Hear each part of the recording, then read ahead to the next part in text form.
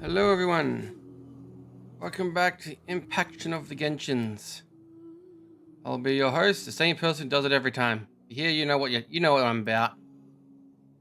This time, I got the stream ready in advance. It's a miracle. uh, I'm terrible. I'm terrible and I'm sorry. But now we have to wait for Kingdom Hearts to load.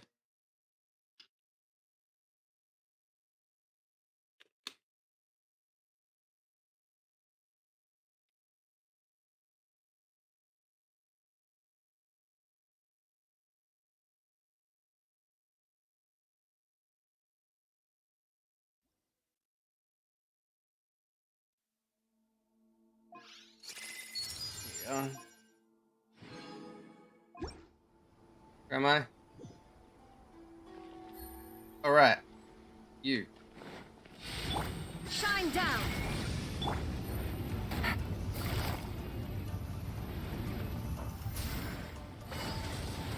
Gotcha. Here comes the catch.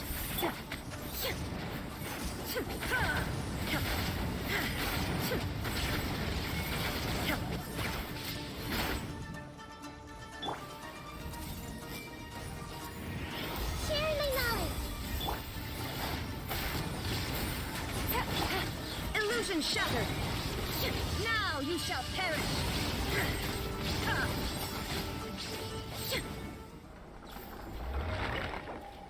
And he's dead.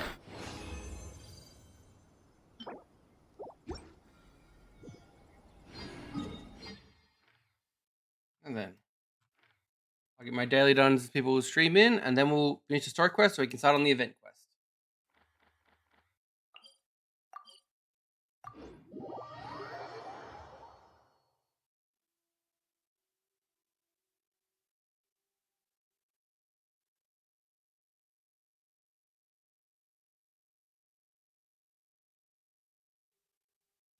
But this is how we do it.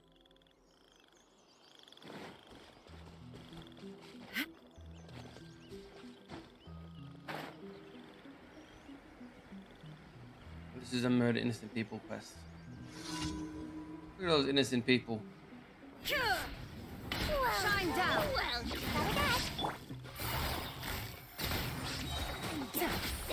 quietly now.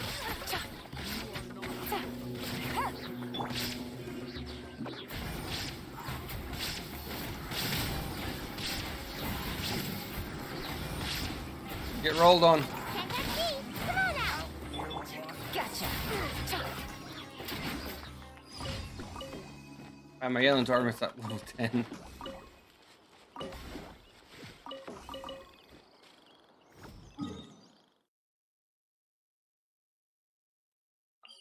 I like when these things are near teleporters. No running around like idiots. It's a miracle.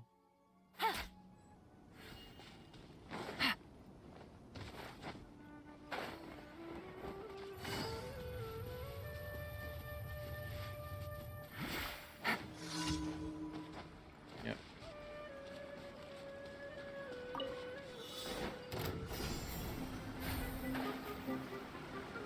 This is the worst one.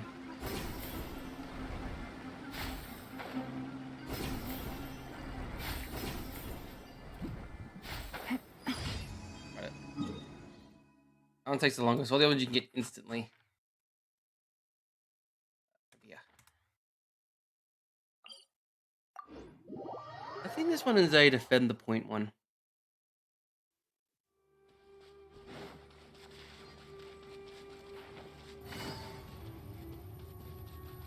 Yep. Oh, it's just a slayer. Illusion shattered. Quietly now. Game's up. Fun's over. You are not welcome here. Take it easy. I'll be back. This one up here is a story one. And then I can get on to doing the main story quest again. Thank you. My expeditions might not quite be finished yet.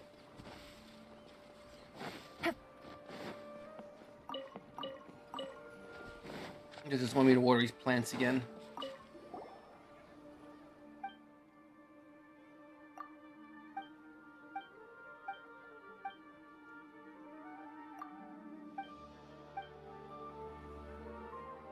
It's actually something actually happening. And closer, it's just tell clearly. Observe the rosebud herb grower. I can't really realize anymore. Oh well, you're just feeling shy in front of you. But no worries, according to what we know, the roses last cycle are blooming tomorrow at least. Really? Yeah.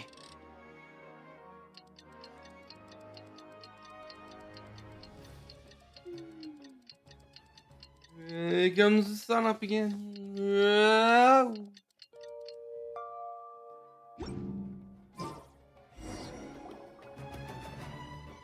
We've got a bit of time. The rose is finally full bloom.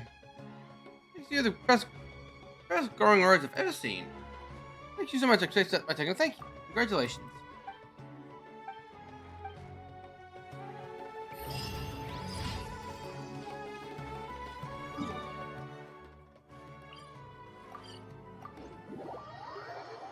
This is how we do it. What? Add Astra. Thank you for Add Astra. What's 30 minutes? Should be free up. Should be done after the Archon quest. So let's get it on. What?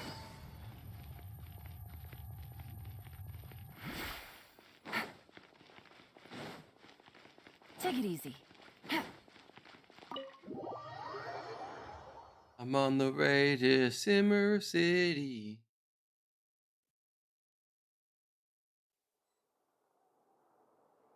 How's it going, Nahida? I'm done with the parts that needed my involvement to complete. Although it's my first time working with the Akasha like this, its internal structure and operation procedures are easy for me to understand. Greater Lord Rukkhadevata's design is truly brilliant. Oh, also, this is for you. A gun. What's this little floaty thingy? It's a small device I put together just now. You can think of it as an upgraded Akasha terminal. You may not need it right now, but it should be helpful in certain situations. Wait! This thing has the same characteristics as Paimon! We're both small things that float! Oh, all the things that make Paimon special got copied! When Paimon appears with the Traveler from now on, people won't remember Paimon because she isn't unique anymore! Are you actually upset? It's alright, Paimon. It can't replace you. I wish it could. It's only a flying device, but you're the Traveler's irreplaceable friend. You're so good at comforting people, Nahida. If only the Traveler was as smart as you. Bitch, please. I was simply telling you what I feel to be the truth. I wasn't trying to comfort you. Nahida, you're natural at this. What you just said made Paimon even happier. By the way, there's something I need to confess. Even though I'm the Archon and in control of myself again, I'm not very good at fighting. You may have heard One of the that an best Archon's Danger power characters is ever. derived from their people's faith. However, I'm not as well loved as Greater Lord Rukkhadevata. If we get into a situation where combat is our only option, I'm glad I can rely on you. So the God of Wisdom isn't good at fighting? That actually sounds about right. Nerd. I've located where the false god is. Time is of the essence, so let's skip to it. You're literally in my combat team. Is there anything in this place?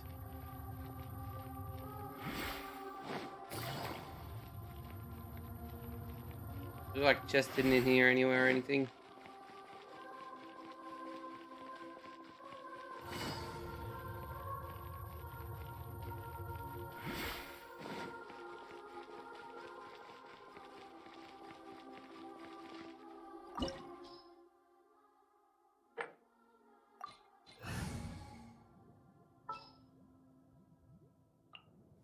Don't fear.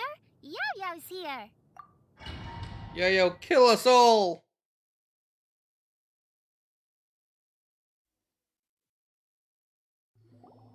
What is this place? Is this really the way we need to go? Wow. Who would have thought there'd be a place like this hidden right slap bang in the middle of the city? The sages wanted to realize their god creation plan without being discovered. The safest and most convenient way would be to build within the academia itself. Fucking Murder Mines. That's true. They were already hiding one god, so why not two? Judging from the structure here, the project is a huge undertaking. Gonna have some The sages fun. really saw the god creation plan as their ultimate goal. But this place doesn't look like it could have been constructed by the academia alone. The Fatui under the doctor sure didn't hold back. They provided a lot of technological support. Yeah, or else they wouldn't have been that generous. Is that it, though? I've always felt that this doctor is different from the academia sages. He doesn't seem to share their sense of urgency.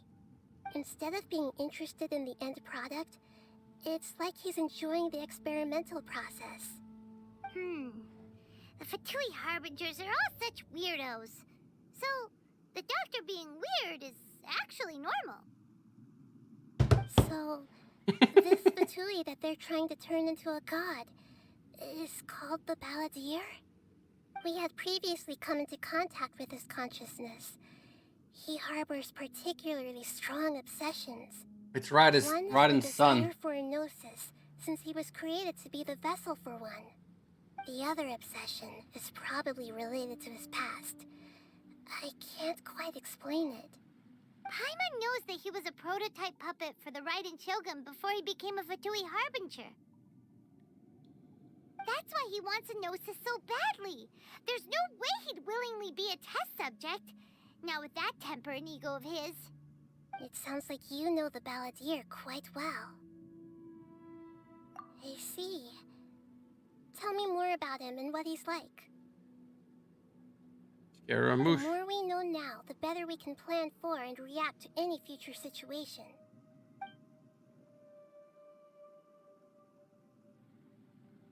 He did what? I see. How fascinating. Alright, time to go. Let's get through here and meet him in person.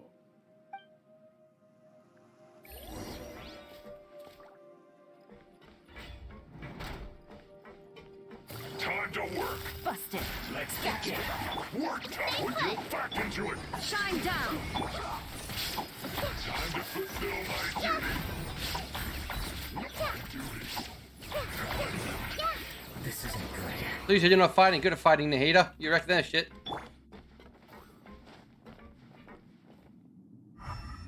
Chest in here?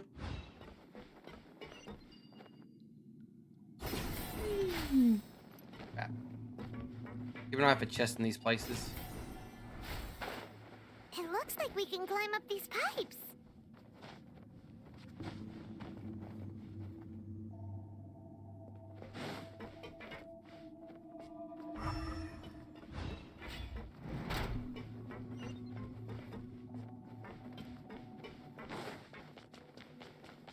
This don't look familiar. The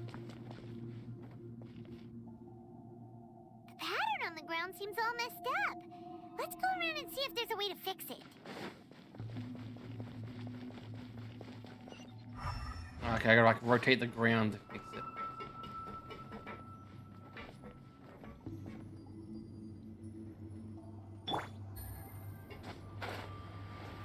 I missed! Yay! The hardest part's gonna be this goddamn thing.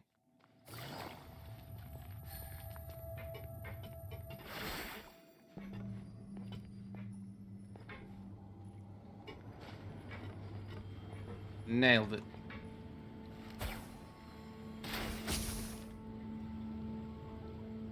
Will it turn or look just sideways?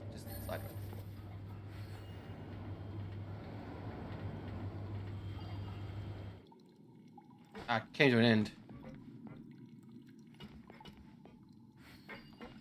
I'm gonna keep riding through those chests around there.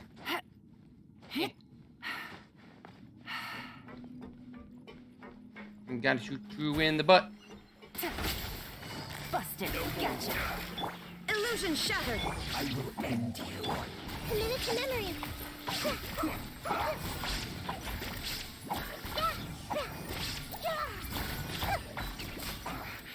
I guess this is it.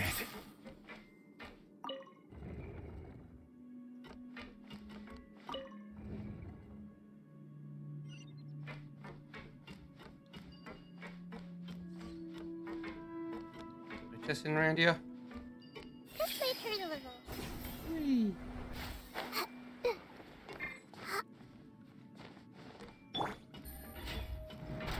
Frozen. Quietly now. Spite. It's time for a flash Committed to break. memory. Frozen. Busted.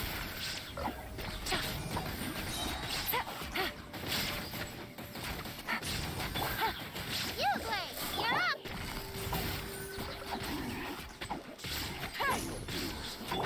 There is no escape. Ready, go! Yeah. Prepare yourself. Quietly now. Ah, that one got me a chest. Wonderful loot.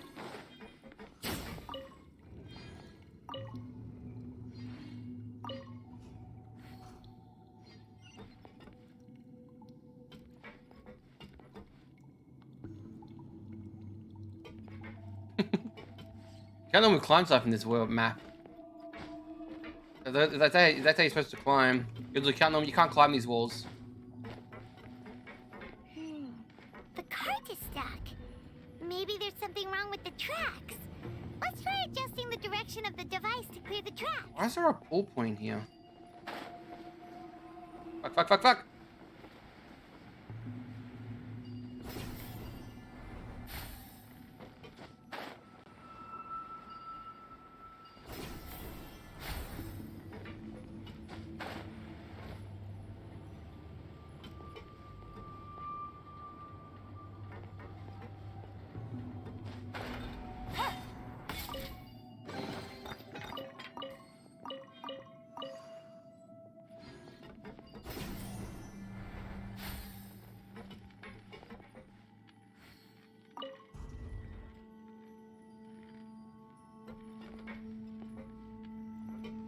So that was just to get a chest.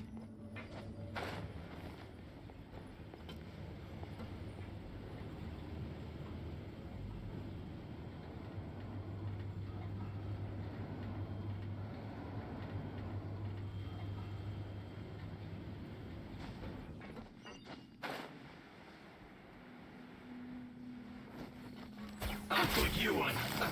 Gotcha.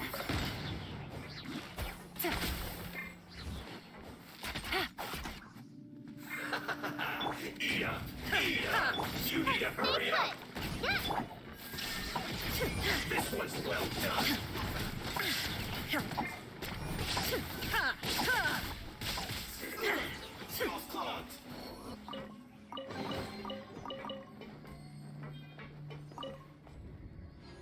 You spin me right round, emblem right round. This be much quicker if I was using my burst. I got a burst heavy team and not actually using my burst.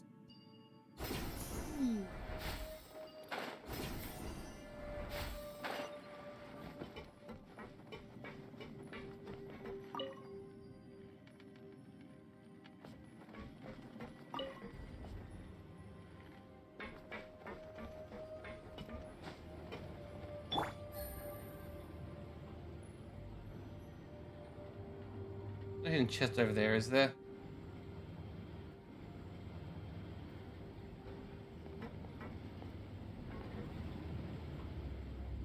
Do it.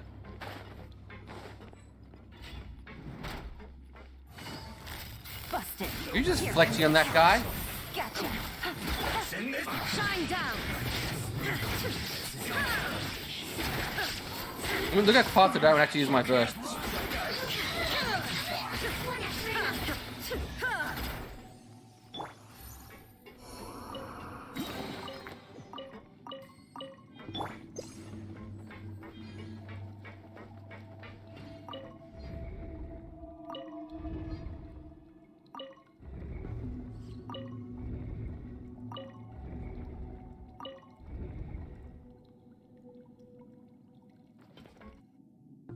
I defeated the security system.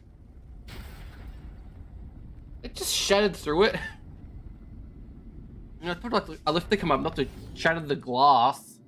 I thought like every time I activate this scene, I have to replace the glass.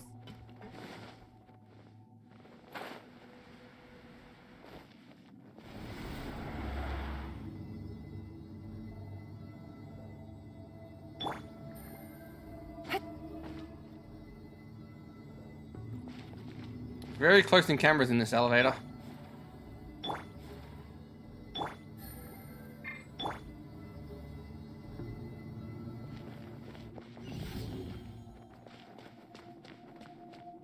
Oh wait, if this is where the normal battle starts. Operational status, we must prepare for the worst. The god they wanted to create is likely close to completion or already completed. Oh no, what should we do? Paimon can't imagine how hard it would be to fight against a Fatui Harbinger with a Gnosis. Are you nervous, Paimon? If Always. you really want to know, of course Paimon's nervous. Aren't you too, Nahida? Yes, I am.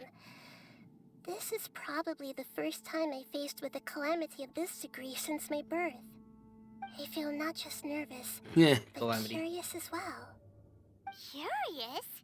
Curious about what? The death of Curious about Paimon. her fate. To me, everything we perceive in this world, everything we learn, and everything that happens to us is considered knowledge. And if it's a form of knowledge, then it can be understood. However, only fate is about that which has yet to occur, so it has always drawn my curiosity. So to me, fate is the ultimate knowledge.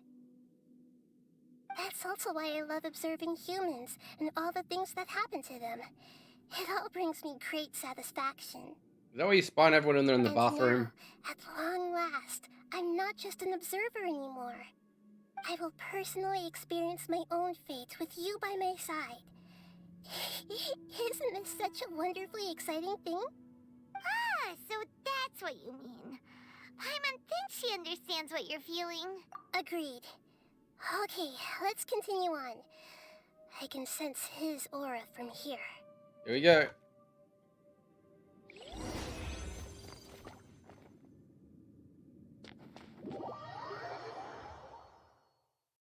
This is the boss fight I've done with Erdno a bunch.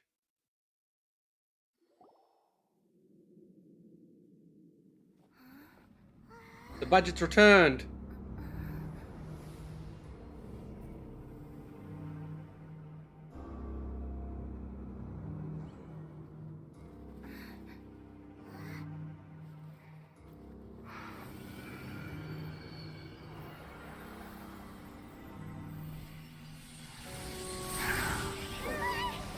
Bye, Paimon. Who would have thought the world would be so eager for my birth? I remember you, Booer, the god of wisdom, and standing beside you, the traveler. Is he all-knowing and powerful now like Greater Lord Rukkhadevata? Yeah, he's still crybaby. I can't feel the same kind of divinity I felt from the Greater Lord. It seems that the sages didn't get the chance to infuse the divine knowledge capsules into him. But even still, he has undoubtedly become a true god now. So we're too late? He's just in a mech. The Balladeer has already become a god? The Balladeer. A long bygone title. When my spirit ascended to divinity, I felt as if I had existed for the same number of epochs as heaven and earth. Looking back, the existence of what once called itself Kunikazushi appears infinitely small and ugly.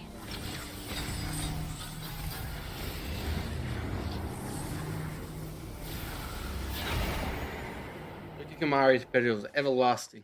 I'd have time to read it all. Aura. It really feels like the gods. A body that capitalizes on the Balladier's original construction as a mechanical puppet, with the Gnosis serving as a constant power supply. How much effort and resources did the sages put into this? From a purely technological perspective, it's a commendable achievement indeed. It's no exaggeration to say, this is the culmination of human wisdom. You sure are something. Dishing out compliments at a time like this?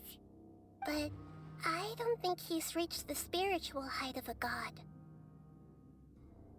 Strife is engraved upon every god and every gnosis brought forth into this world. Can you feel it? The exhilaration of such power, and the thrill of anticipation for our contention. Nahida wouldn't feel the same things as you! Do you not realize that you are interrupting a conversation between gods? Lowly creature, know your place. Still the same Balladeer. Strife engraved upon the Gnosis. You're talking about the Archon War. Tevat's current peace was not easily won. I didn't personally participate in the Archon War, but the way I see it, all those losses were meaningless, driven by the demands of the laws. There's no point in bringing it up again. Is that so? Yet I am deeply disappointed that I was never allowed the fortuity to personally participate in the Archon War. This is a first. Encountering a god in this world who does not crave power. No wonder your own people have abandoned you, god of wisdom. Your judgment is as your existence, unsubstantial. This is where everything ends, Booer, the god of wisdom. You should know that wisdom cannot solve every problem. Like now, where your only option is to face me in combat.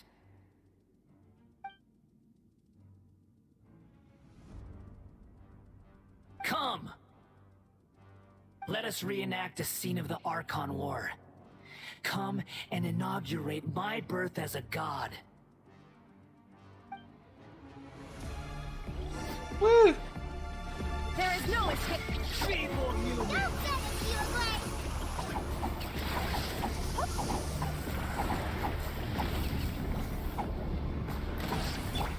Quietly now. Gotcha. This may hurt a little.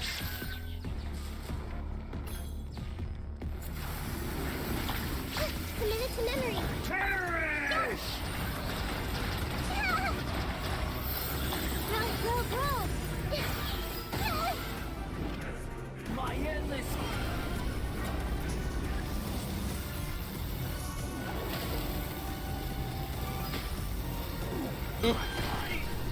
It's...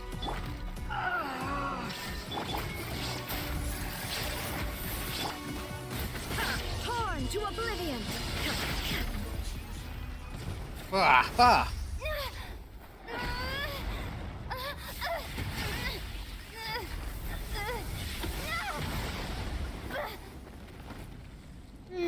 Wow. I wonder how he got down here. Ah, stupid rubble. I'm hard-headed. Oh no. He has pants! I wasn't ready for pants.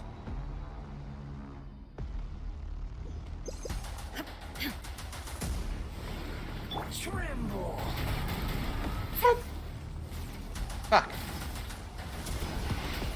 Burn to oblivion!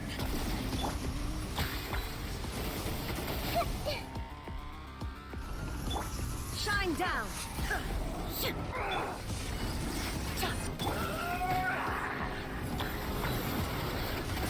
I can't break those ones. Take a photo.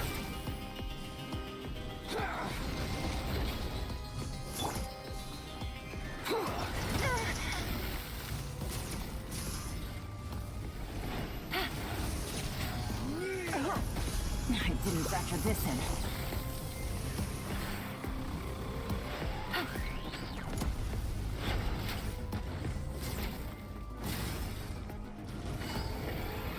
Reality? Okay, so that's... I'm not supposed to be winning this fight. I thought, like, why is my guy shooting him?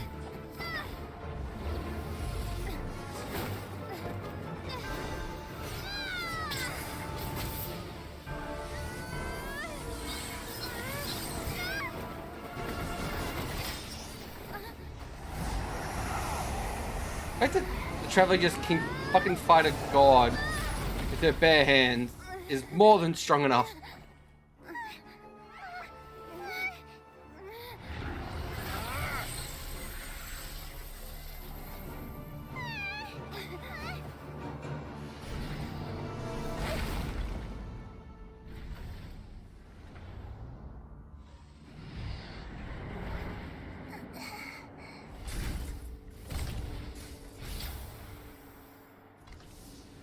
This is supposed to be a battle between gods, yet you choose to hide behind a mortal. And now, you're acting like you'd sacrifice yourself for a human. Are you having fun proving a false sense of heroism to yourself, Booer?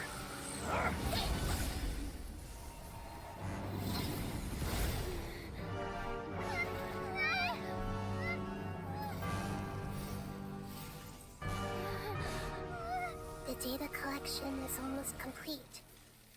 Do you even know how many times you've tried to take my gnosis from me? Are they in a fucking dream?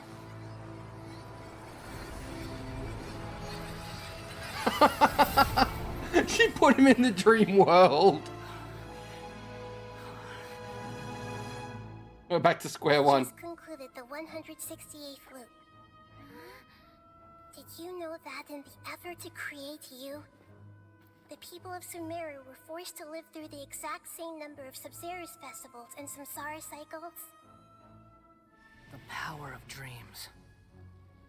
When did you use it on me?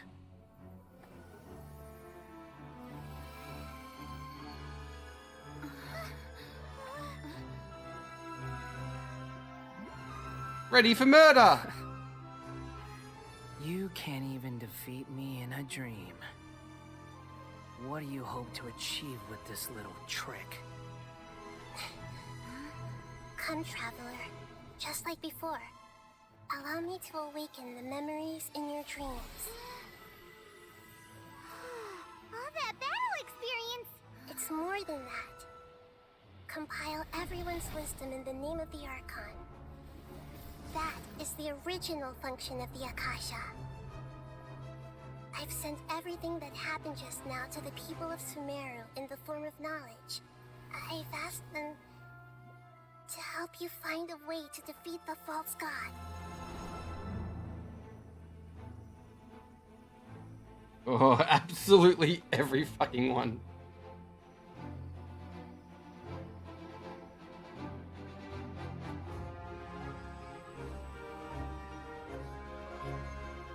Now, all of Sumeru's wisdom is at your disposal.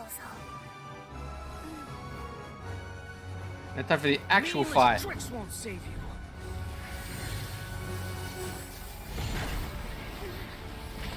Am I going straight to the second phase again? Oh, that's the opening for the refight. Go back, straight back to the second phase.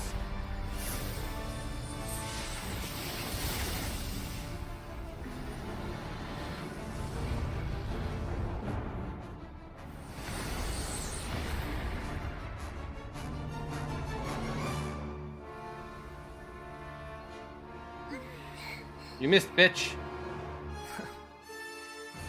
Are you done with your tricks? Can I finally take this as a real battle between gods? I'll leave this to you. The first sage. A fool.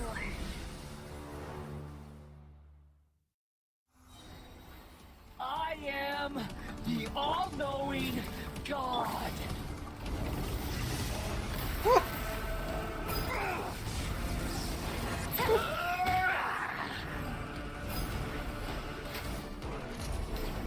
Yoink. Take it easy. Burn to oblivion.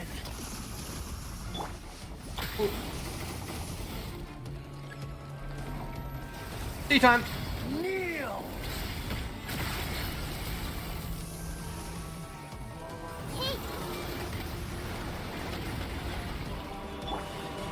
Tremble.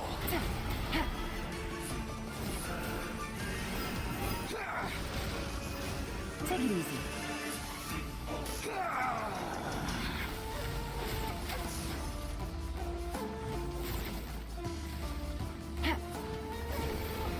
Reality is pain. That is flowers. Good riddance, cruel world.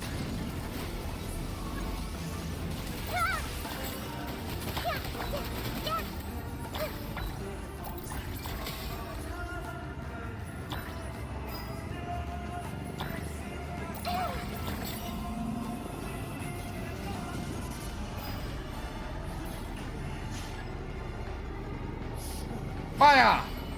Not possible.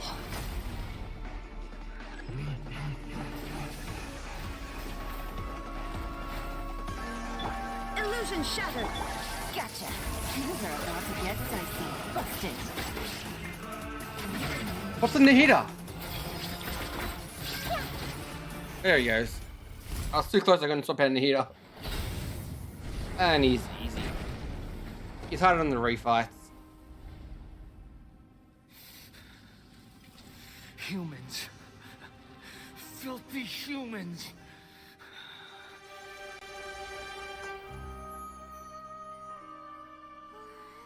Give him a hug.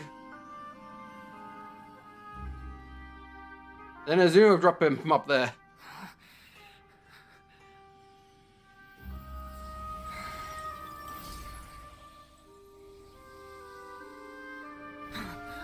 Wait. That's Eyes one. No. Wait. Please. Anything but the Gnosis.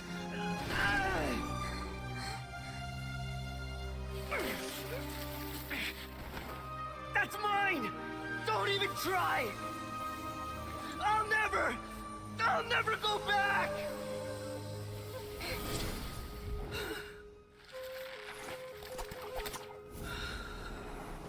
Do what you say. You could have at least caught him, Traveler, you asshole.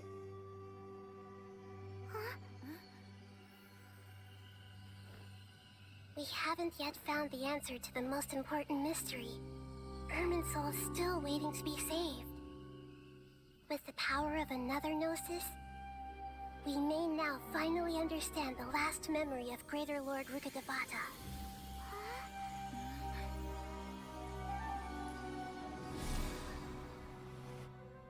This is... That's right. This is the last memory of my predecessor. Time for a 2D cutscene. Should be 2D cutscene. We'll actually pay for 3D. Huh, paid for 3D. Huh. This sure seems very different from what Paimon imagined. Shouldn't Irminsul be in this realm of consciousness? Yes, that is our destination. But I didn't expect the remaining consciousness of Greater Lord Rukkhadevata to be as polluted as this. Forbidden knowledge? It seems you know about a concept that even I don't completely understand. Could you tell me what you know? You're telling me here about what happened last time. Your inference seems logical enough. Forbidden knowledge once polluted the desert thousands of years ago, but was successfully repelled thanks to King Deshret's self-sacrifice, and Greater Lord Rukkhadevata nearly exhausting her power. Then, a second instance of forbidden knowledge pollution occurred during the Conria Cataclysm 500 years ago. But I'm afraid it is much more serious this time, with Irminsul itself already in danger. So, if we're in the remaining consciousness of Greater Lord Rukkhadevata, and it's also been affected by forbidden knowledge pollution, then does that mean, in order to save us, Greater Lord Rukkhadevata? Yes. It's very possible that she sacrificed her life in the fight against forbidden knowledge. She didn't completely eradicate forbidden knowledge, but if it weren't for her actions, the pollution would have been far more rampant over these past 500 years. The way that everyone, including me, has forgotten everything about forbidden knowledge may very well be due to her restoration of Irminsul. Aw, do you feel sad, Nahida? A little bit of heartburn. Just sharing her pain. The pollution of her consciousness here is severe. There is madness, chaos, and pain all around us. Did she fight to resist the forbidden knowledge pollution in such terrible conditions, all the way up to her last breath? She even used her last remnant of lucid consciousness to leave a clue for us to follow. Yes, her words were distorted by forbidden knowledge, so that's all we could hear. But now, we have a chance to find the answer to this mystery. We can cross the polluted consciousness until we found the right path to meet with her lucid consciousness.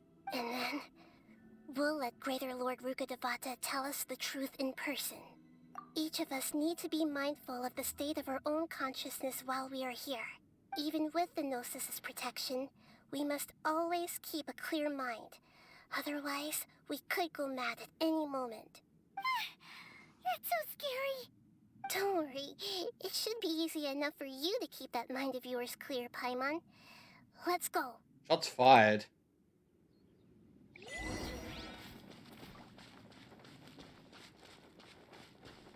Are we in the air?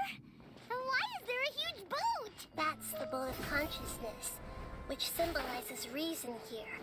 Wow. What are these? The monsters seem to have been affected by them.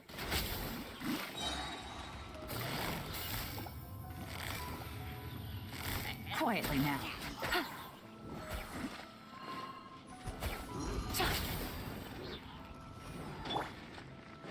Shine down! Don't be scared. Busted! He did so much just yelling by herself.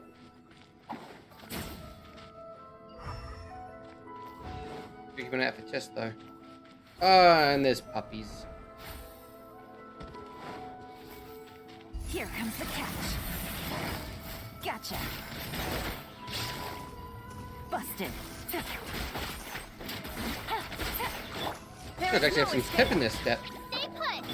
Let's wait here a little. Yeah. Yeah. Look! Four-leaf sigils have appeared in the sky.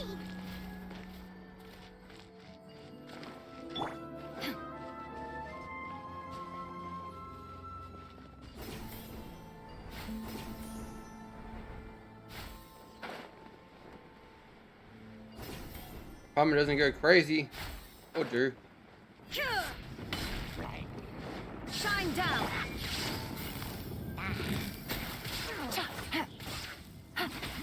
Gotcha.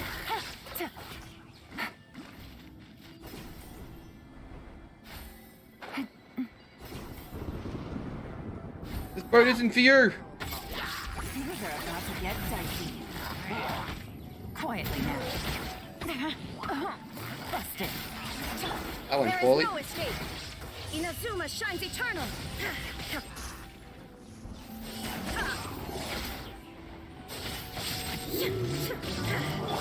You play.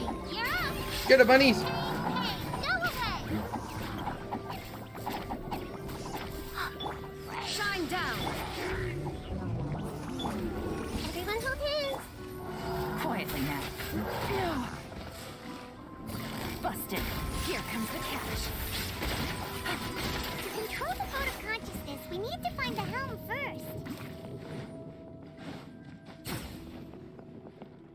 Take it easy.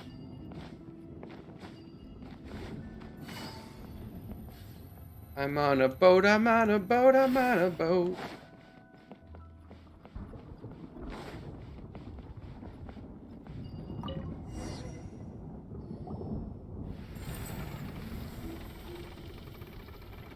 We changed direction. Are we still going the right way, Nahida? Mm-hmm. Judging from the current route, the boat of consciousness will soon take us out of here.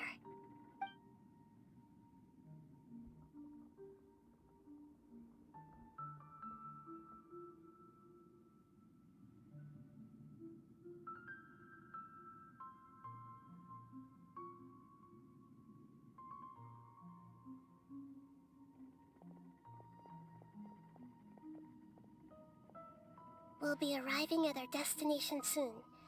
How are you feeling? Are your minds still intact? Huh? But everything's been completely normal for Paimon. Mama doesn't know how to think. Hopefully there won't be any more interruptions. This time, we should be able to meet Greater Lord Rukkhadevata. Are you saying you've never met Greater Lord Rukkhadevata before? No, it seems that my birth and her death took place at the same time. Otherwise, I think she would have given me a little more guidance, and I could have done a better job. Hey, you've done a great job, Nahida. Let's get out of this creepy place and go meet her.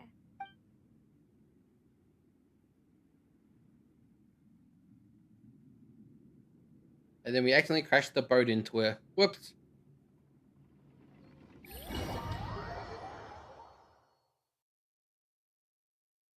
So, is this the place you were talking about? This is Irminsul. The base of Irminsul? Can't jump, sprint, or do anything. Can only walk.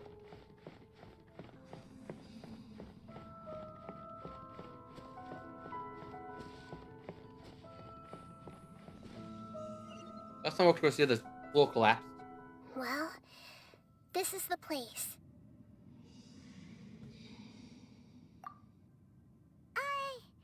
We're here to find Greater Lord Rukkhadevata, right? But the one standing over there is...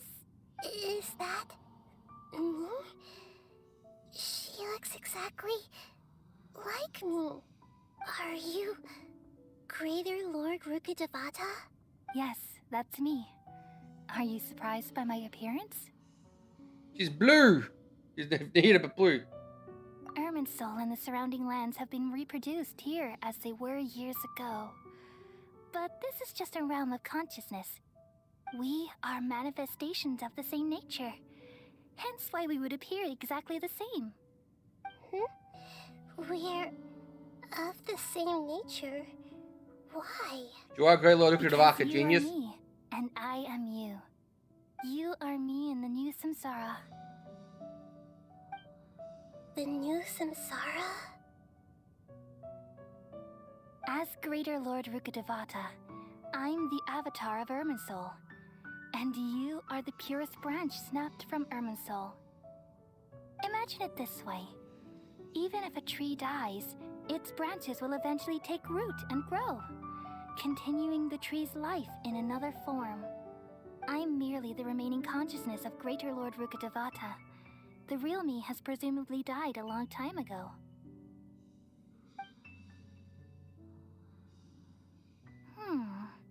Judging from your appearance, I've probably been dead for 500 years. But you're finally here. My new self in the samsara. If this is true, then am I going to be a great archon like you someday? Though we share the same nature, our fates are bound to be different. All things have their own fate. When a branch grows into a mature tree, it won't be the same as the original tree. That's why fate is the ultimate knowledge, isn't it? That's a great insight. Yes, very good. It's also precisely why you won't become like me. Really? But perhaps you may become an even greater archon than I. Nani? I already already see a determination in you that I didn't possess in my time, and the future that it leads you to will be yours alone, along with the blessings from your past experiences. Don't worry. The growth of wisdom is like that of a plant. You only need to wait quietly for the flower to bloom. Come to think of it, the sages never had the faintest inkling of the meaning of wisdom. Thank you. Nothing makes me happier than discovering that the Archon I always admired was in fact myself in another fate. It's so nice to speak with you, Greater Lord Rukkhadevata. I've always wanted to meet you. The feeling is mutual. From the moment I snapped the branch off Irminsul and created you, I've also... Could you tell me Oops, sorry. why you wanted to create me? And what exactly happened when you died? Ah, I see. You're here seeking answers, right? Everything that day, even the sky itself, changed into a color like this. At that time, the seven were all summoned to the nation of Conria. Except for me. I had a more important task to attend to. I had to protect Irminsul. The disaster occurred together with the pollution of forbidden knowledge. At that very moment, with my consciousness connected to Irminsul, I sensed something was wrong. The pain started to torment my mind. By the time I reached Irminsul, it was already displaying signs of corruption. Had I not repelled the pollution of forbidden knowledge with King Deshret thousands of years ago, I might have felt even more hopeless and lost. So what exactly is forbidden knowledge? It's a kind of knowledge that doesn't belong to this world, and a form of truth that can't be understood. It came from the very bottom of the abyss. Even I could never understand it. The world is constantly rejecting it, leading to all kinds of bad phenomena. If we allow forbidden knowledge to pollute Irminsul, I'm afraid the entirety of Teyvat could fall apart. So, there's knowledge that even the God of wisdom can't understand? At that time, I knew I couldn't repel the forbidden knowledge with my strength alone. Which is why I created a device that compiled human wisdom and named it the Akasha. It's truly the world's most amazing invention. Thank you. For a long time, I thought dreams were the fruit of human wisdom. Though it was selfish to do so, I borrowed people's dreams using the Akasha. Then I compiled their wisdom and all of my own power. Well, did it work? Thanks to the wisdom of the people of Sumeru, almost all the forbidden knowledge was cleared from Irminsul. But things didn't go as smoothly as I thought. I had a terrible headache, which gave me an uneasy feeling. And then I remembered that my consciousness was also connected with Irminsul. It brought me knowledge and wisdom, but vile corruption as well. From the very beginning, my existence had been polluted by the forbidden knowledge. Oh no. How could that happen? She just I've told you. experienced that pain in your consciousness. It must have been a horrible experience. Yes, but my feelings weren't important. The important thing was that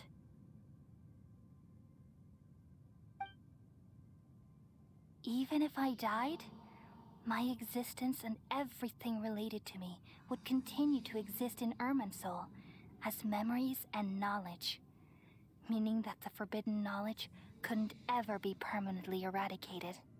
And there's no way for me to eliminate myself. It would be a sort of paradox. So, I took the purest branch of Irminsul as my incarnation in the next samsara and left a trail of clues.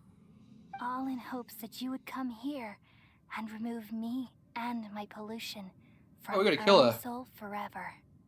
Wait, no, I can't. Do it.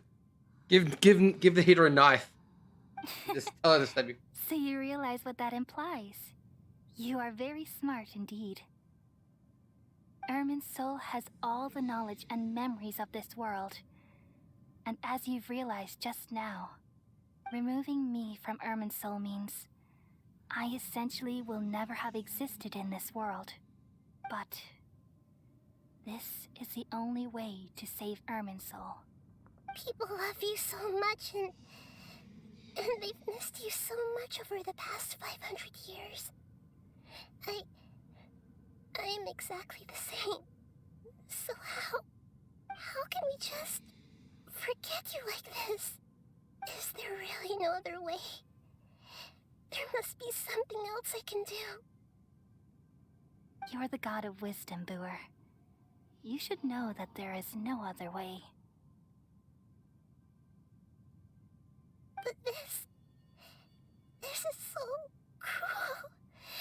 I don't want to forget you. No need to feel so sad, Booer. As someone who delights in wisdom, you should feel joy at finally finding the answer. Bitch, it's not the answer we These are wanted. the words in their entirety. The answer you've been seeking all along.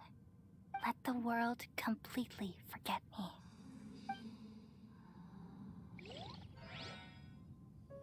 We all nestle under the great tree of wisdom, peering out to perceive the world.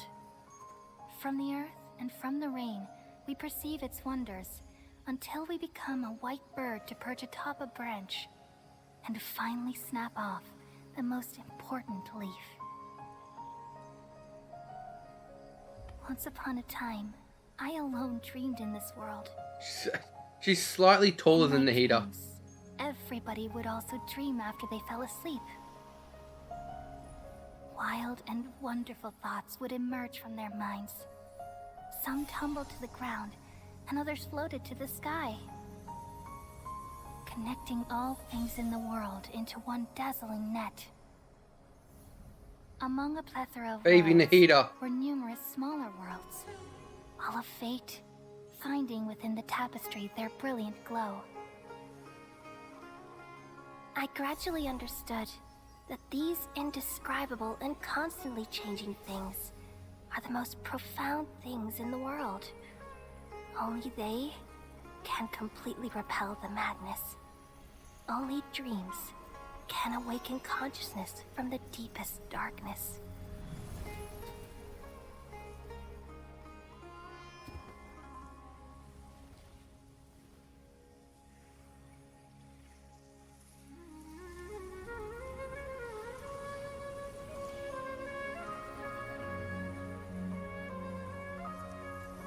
I'm the one who posed this question, yet also the one who sought a solution. Saving the world with the dreams of the people used to be my answer. And now, you've also found your own answer, and I shall return all the dreams to the people.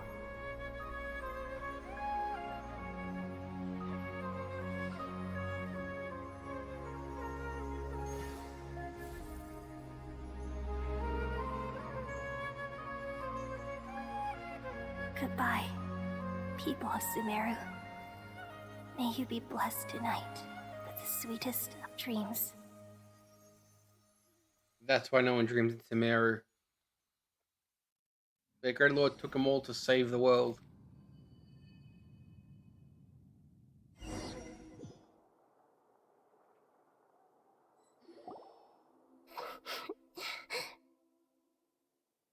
I'm alright.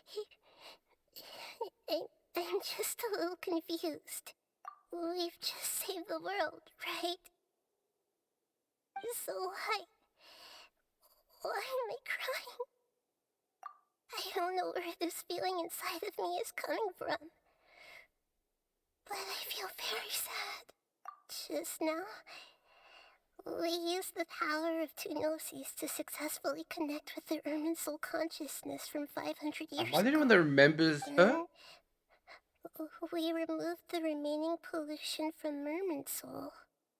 Yeah, what's wrong? Weren't you there just now?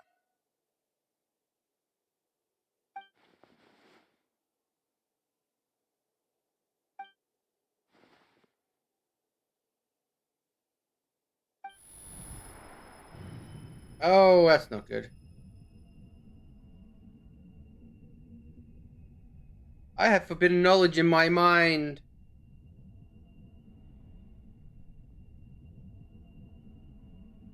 Because I still remember her, so I still have the forbidden knowledge.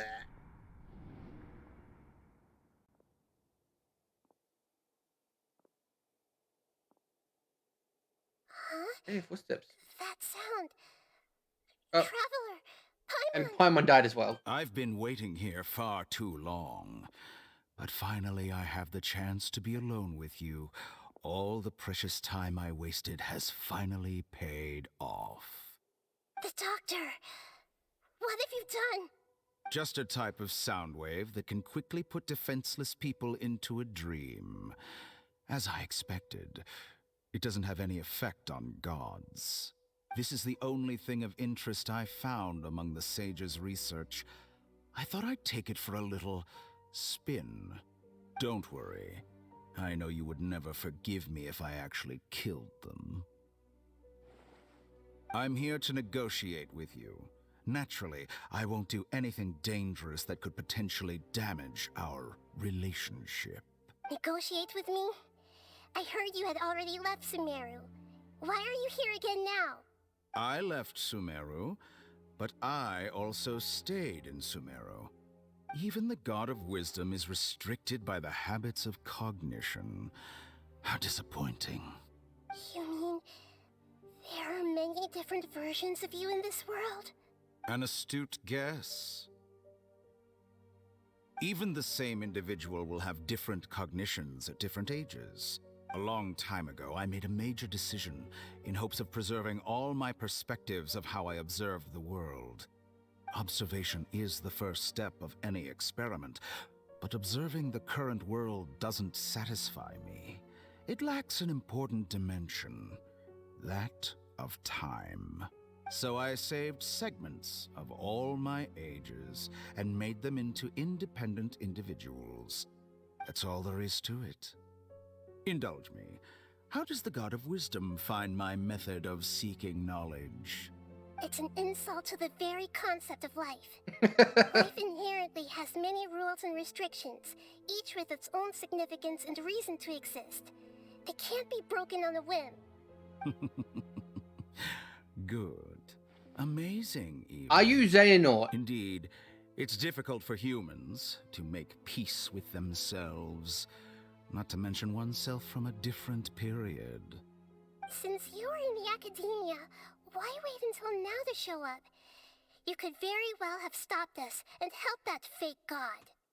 Simple. Let me ask you this. Would any staff member ever help the subject in the middle of an experiment? It was my experiment.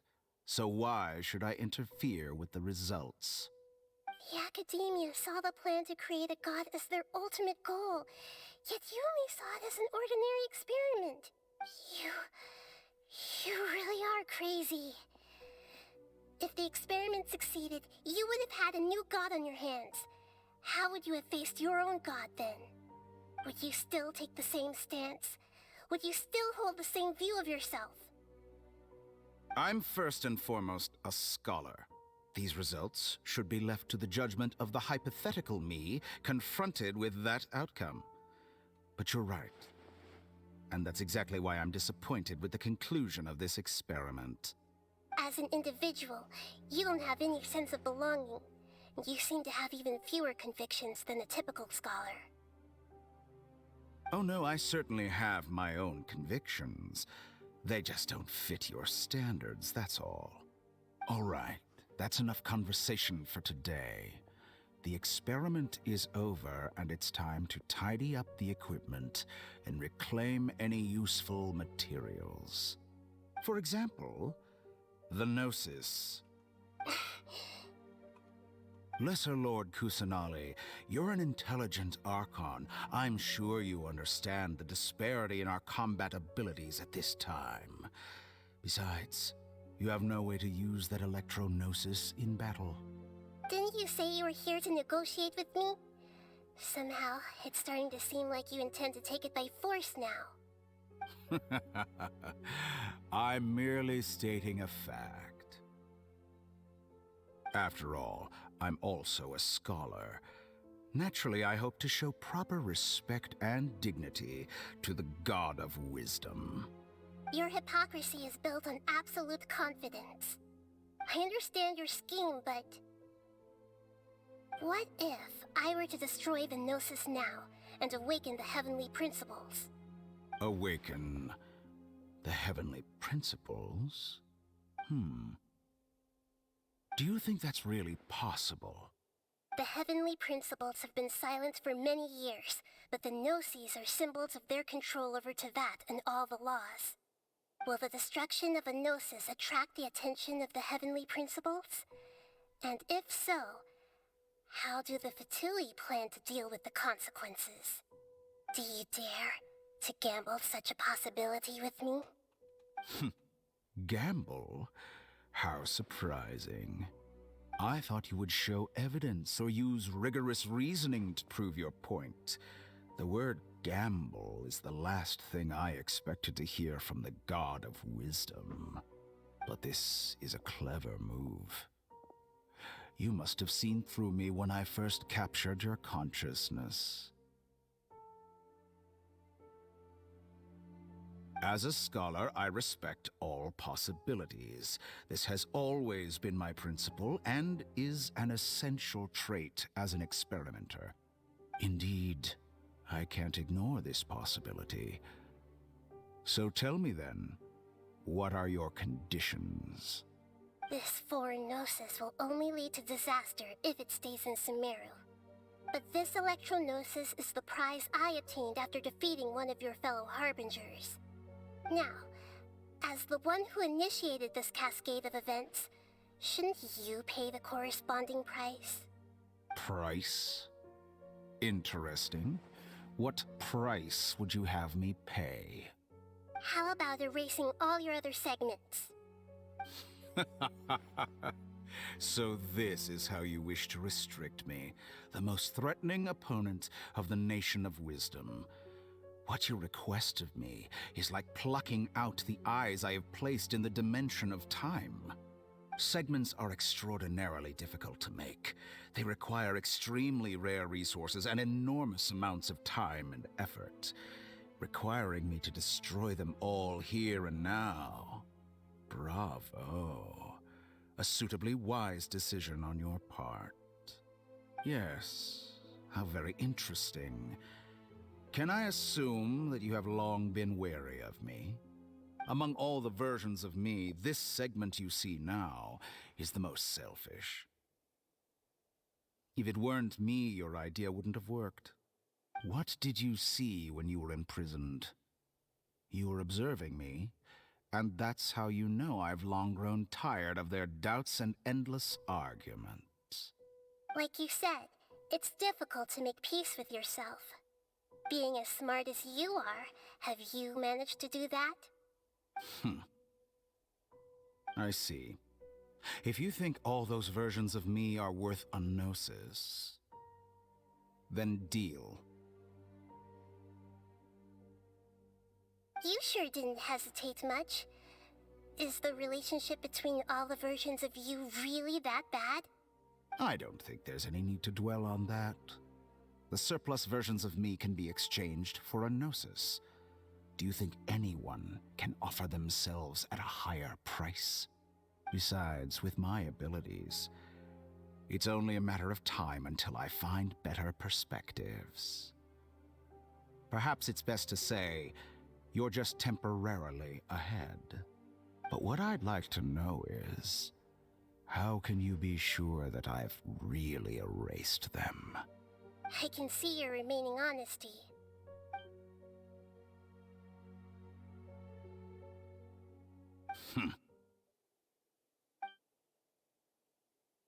Get wrecked, son. What ridiculous decision. Sheer You can't be foolishness. serious.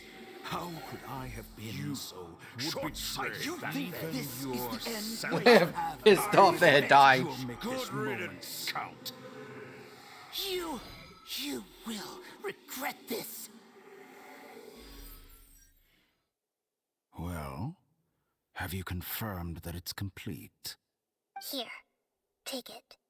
The future of Sumeru City will be in my hands alone. I will shut down the Akasha and let curiosity and the thirst for knowledge drive the realm of academics once again. There won't be any further gaps for you to exploit. It truly pains me that my academic achievements have never been appreciated in my homeland. Of course, I have no interest in being rejected by this city for a third time. Another chess piece. And where is your dendronosis? Don't be greedy, Harbinger of Snezhnaya. No, this is a different transaction. If you intend to turn off the Akasha anyway, then there's no further use for the Gnosis of Sumeru, is there? Besides, isn't it the Archon's duty to deliver what's desired of the Seeker? Oh, judging from your expression, you don't seem to find the idea very agreeable. Then let's think of it this way. Since you're the god of wisdom, how about I exchange some knowledge with you? People exchanging knowledge with the God of Wisdom is the stuff of legends. Yet here you wish to exchange knowledge for the God of Wisdom's property. Arrogant as that is, it has piqued my interest. Let me ask you, have you in all your mighty knowledge ever heard the rumor that the skies of Tevat are fake? Huh? That's the secret hidden by Irminsul concerning the truth of this world.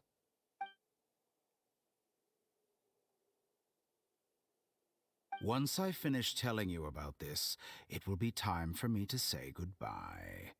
With negotiations, we've all gotten what we wanted.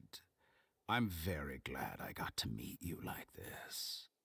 Your arrogance may know no bounds, and convictions may mean nothing to you. But I'll still listen to what you have to say.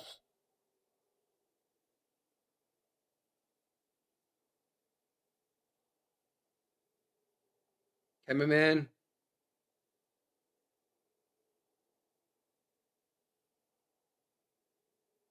We just got rid of forbidden knowledge. Why do you want it again? It's up.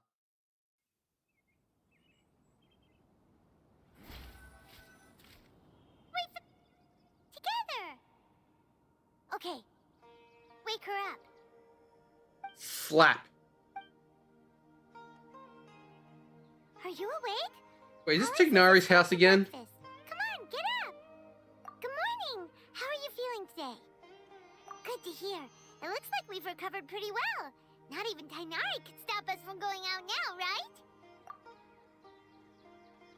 On that day, the Lost Legends in battle. When we woke up, we found ourselves in Godoval. Tignari Collie were looking after us. Heard that it was Sino who brought us here. Tignari complained that Sino was always sending people with him, but he's taking great care of us. After completely exhausting ourselves, we rest here. In a few days, we finally have enough to be able to back out. What the Dungeon Collie have said, the cache has been turned off completely and people will no longer rely on it. Such a big change will certainly affect people's lives, but definitely a good thing. Come on, Traveler, let's go!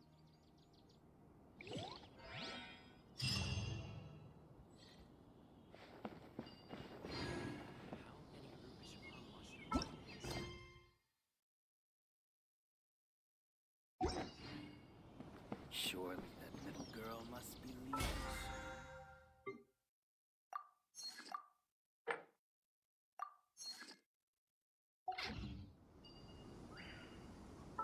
It's still not done yet, this quest.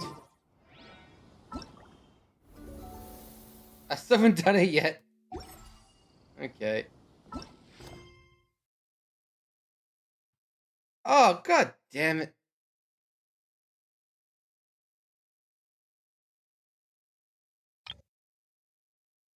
Warmth of Rhythm Street.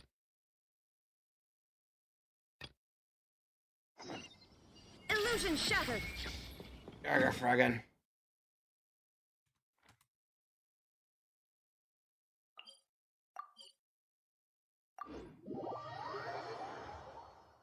Alu's quest is getting in the way again.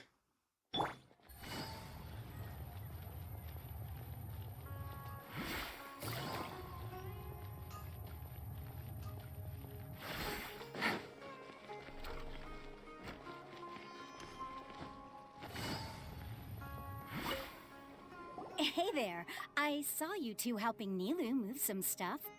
Are you two also here for the celebration event? You got it! My name is Raykar.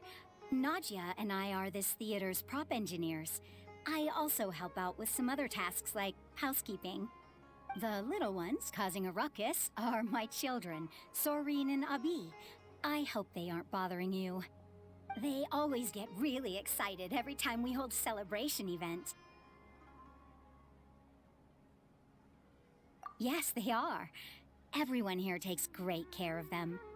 There's good work here, the pay's always on time, and Nilu and the others will often volunteer to play with the kids.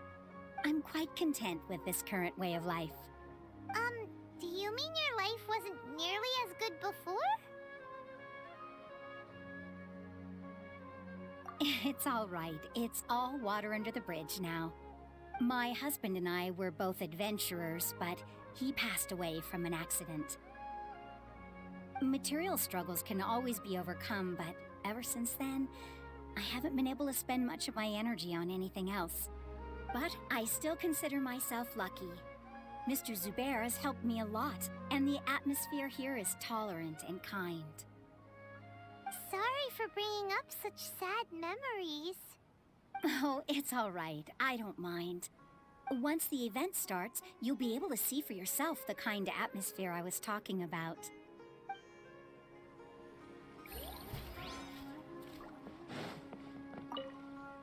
Hey there!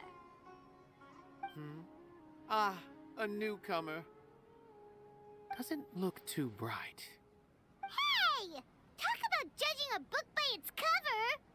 You, on the other hand, you're a special one. How would you describe the concept of art? Mere curiosity is all. It makes no difference whether you answer or not.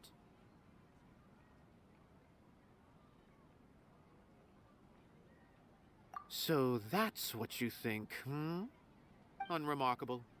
Better than an average person's thoughts, but nothing exceptional. Is art a product that we create and bring forth? Or is it a naturally existing resource? I, for one, believe it to be the latter.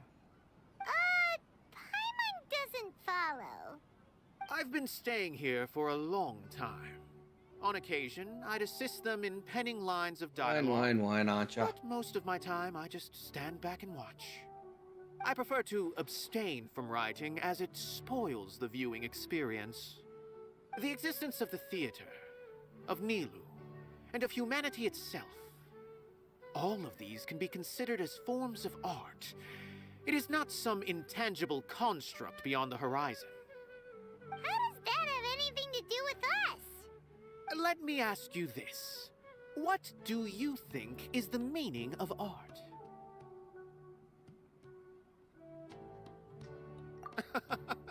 I suppose that question was a little too difficult for you. To chance upon a spark of inspiration, I have been closely observing you, the players on the stage, and those watching in the audience. Art is already all around us.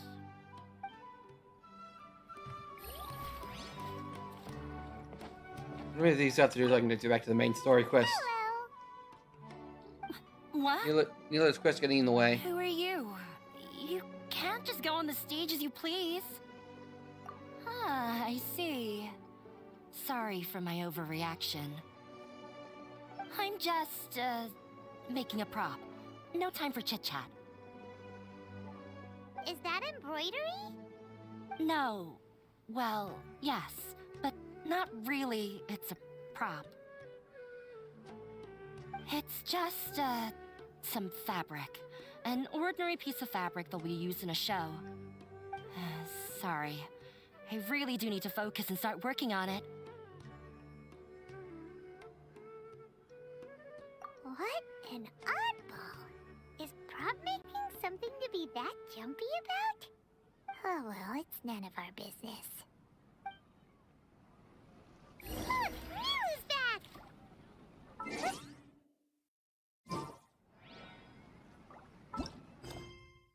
Damn it. Sorry for the wait. Preparations for the celebration are finally done. I'll call everyone over, and then we can start. Let us give you a hand. Thank you.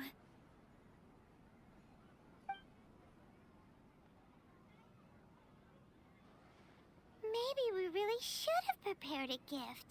Then we could also be a part of the exchange. As it is, all we can do is wait and watch. Maybe we shouldn't do this after all. I didn't do that great of a job, and who would even like it? Oh, don't think like that. Remember our promise? We're going to give everyone a pleasant surprise. And besides, you've never attended a celebration event before, so this will be a great opportunity. Everyone will love you. I'm still not really sure about this. There's nothing to be worried about. Just take a step forward and give yourself a chance. There aren't any scary people here, right? Right. Huh. Alright. Maybe this will help. Everyone, over here! Inaya has something great to tell you all! Wait! I've already said that I'm not ready yet! What should I say? Take it easy and relax. Deep breath, in and out. Once you've taken a long exhale, calmly tell everyone what you want to say. If you don't say anything, then all the hard work we put into embroidery practice would have gone to waste. Using it as a gift, though? It really isn't that good. So when Inaya was talking about making a prop, she was actually preparing a present. Yeah, it feels like she still doesn't really see herself as part of this community. But it looks like Milu's trying to ease her through. Actually, Inaya had prepared a special present for everyone before the celebration kicked off.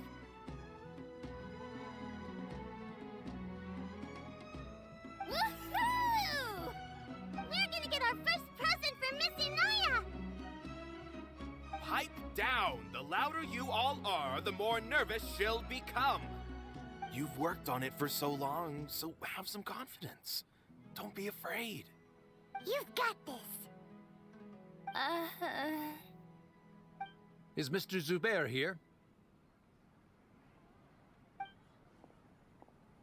Sheikh Zubair, this is an urgent notice from the Academia.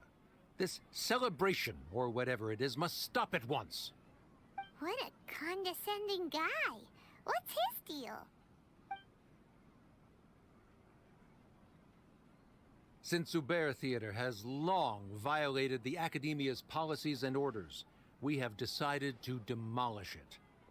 As its manager, you must halt all operations and dismiss all staff members within 30 days, after which you will report to the Academia for further punishment.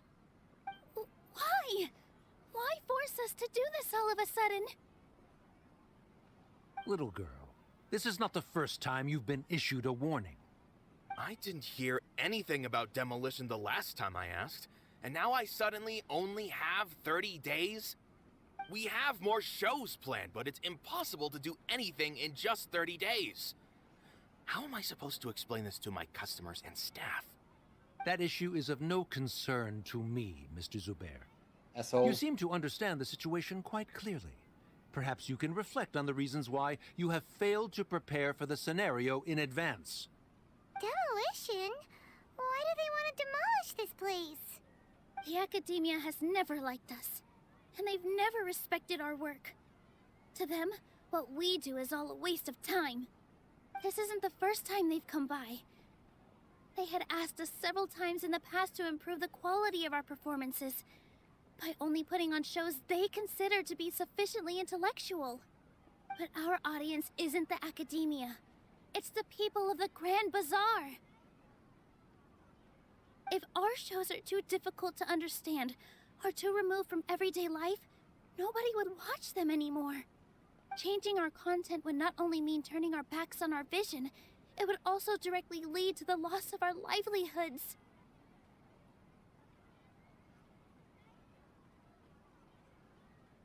Yeah, the theater is very important to each and every one of us. The way they're doing things is so scummy. But I also don't know how we can stop them. I do not wish to explain everything again from the beginning.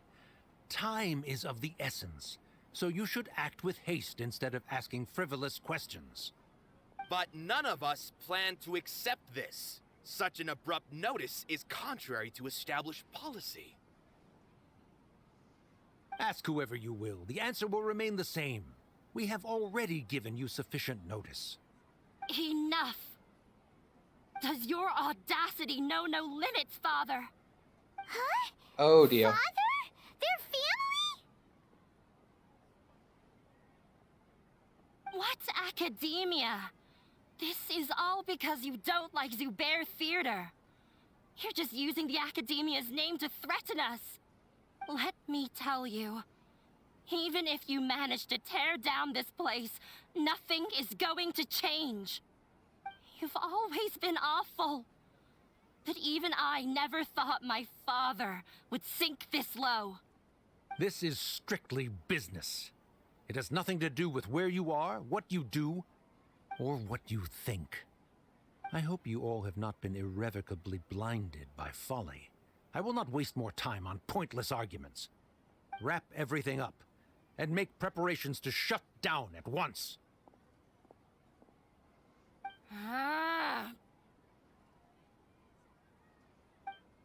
Why is he always like that?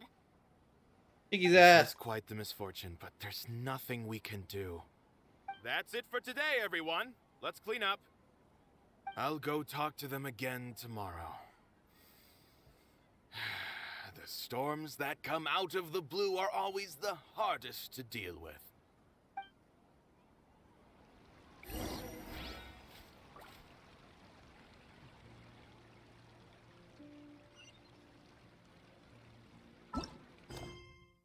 Nope. Sorry. I invited you thinking this was going to be a happy occasion. I didn't know that things would turn out like this. There's no need to apologize, Nilu. No one could have seen this coming. Paimon just wishes she could have at least gotten to the food. Is what that guy said true? The academia has already given you many warnings? Yeah, I guess you could say that. They've always seen us as being meaningless. Knowledge is king in Sumeru, and their pursuit of it leaves no room for the arts. But if that's all it is, there's also no reason to go so far as to demolish the theater. After Inaya ran away from home, I brought her here to Zubair Theater. She rarely talks about her family. All I know is that she didn't get along with them. I never expected it to blow up like this. If you did nothing wrong, then there's no reason to listen to the academia, right? Nahida? You mean Lesser Lord Kusanali? She'd probably help if she knew what was going on. No matter how nasty the academia could get, surely they can't win against Lesser Lord Kusanali. No. I wasn't doubting her ability. I just feel like we shouldn't bother her with such a trivial problem. Plus, if the Dendro Archon were to intervene, then it wouldn't feel like our victory was earned. That's true. Who cares? Let's just take him in a fight.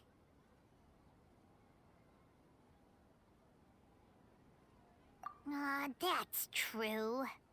I'll try to think of something. We can't just let everyone suffer in a perpetual state of fear and uncertainty. What to do? What to do? Can you pretend to shut down, but secretly continue to hold your shows somewhere else? Or we could go through a list of customers and try to see if anyone in there might be willing to help out. That also doesn't sound like it'll work.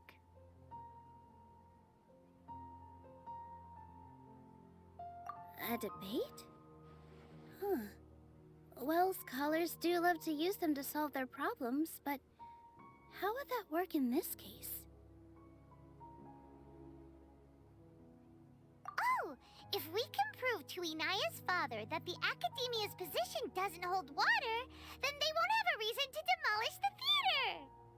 I see. Defeating him in a debate. It's a good idea, but which one of us could hope to win against a researcher?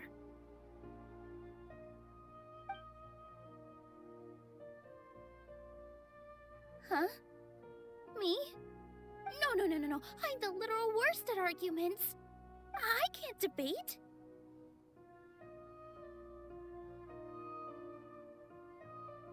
Nilu, you are only so stressed out right now because you care so much about protecting the theater. This theater holds a special meaning in all of our hearts. It's irreplaceable. But I just don't know. Can I really take on such a huge responsibility? Paimon'll help too. You'll feel a lot more confident after doing some prep work. Believe in yourself. Thanks, you two. Alright, I've decided. Even though I may fail, I'll do my very best for everyone's sake. That's our Nilu. We're rooting for you. Okay, let's head back and tell everyone what we came up with.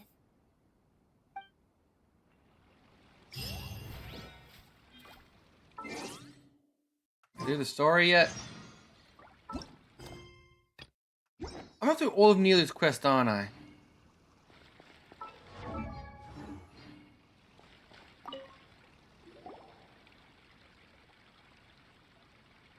Trying to best the Academia in a debate is attempting the impossible. If you really want to try, I won't stop you. It's not like our situation can get any worse.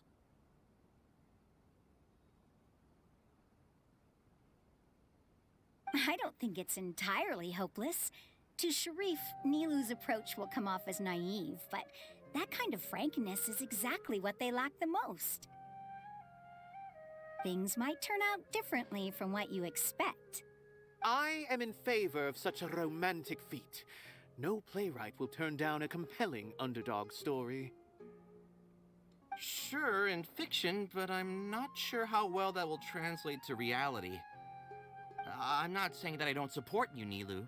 If you need my help, just say the word. Anything is better than just standing aside and watching the theater get demolished. I'm also pitching in. Let's show the Academia that we have some fight in us.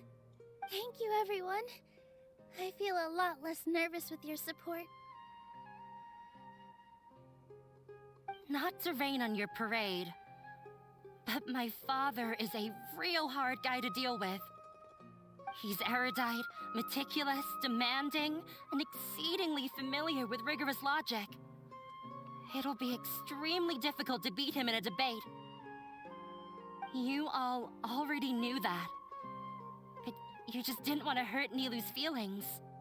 But when all's said and done, aren't you hurting her just the same? That's enough, Inaya!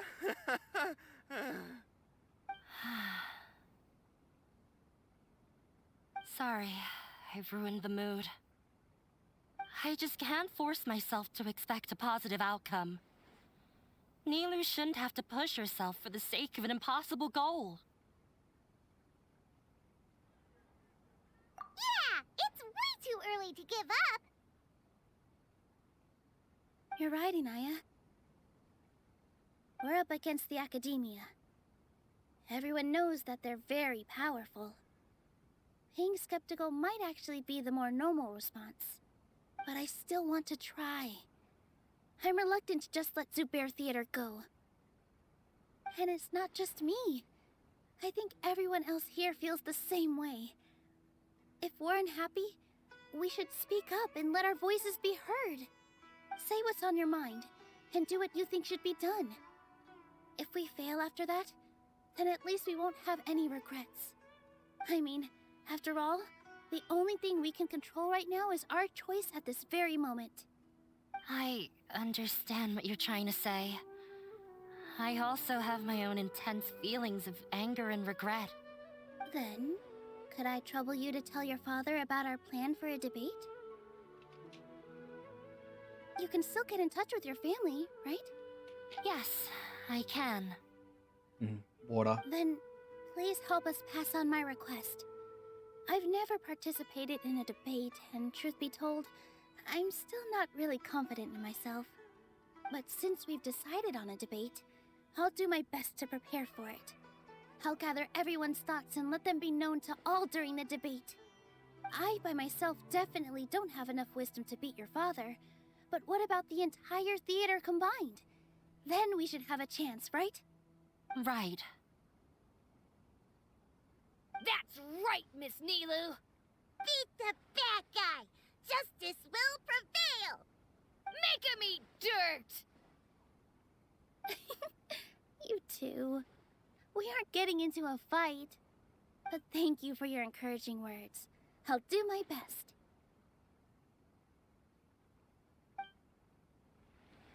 Well said back there, Nilu! I felt that I might...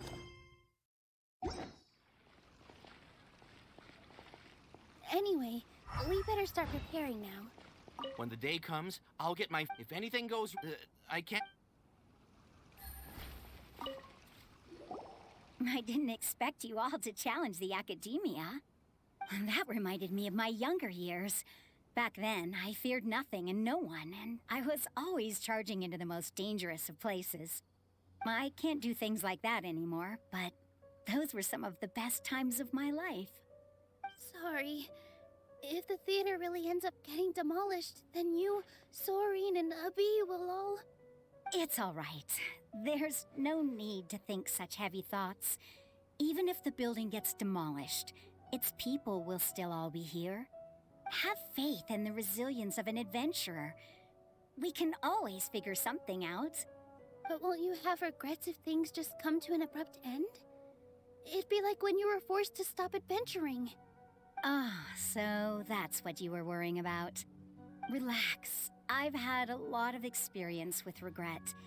Things are painful at first, but as they say, time heals all wounds. Look at us now. Serene and Abi are happy. And Serene has also just passed his theater exam. He can start acting soon. He was thrilled because he can soon perform on the same stage as you. We wouldn't be here if it weren't for our past struggles. And would Serene have become a happier person? That's hard to say. Are you trying to make us feel better? Yes, but I truly do mean what I say. Being here at the theater has taught me an important lesson. The most important thing about an experience is how you choose to interpret it. I can choose to believe that my life ended with my husband's death. Or I can choose to believe that it was a blessing in disguise for Serene and Abi. Similarly, even if this theater disappears, a new beginning might just be around the corner.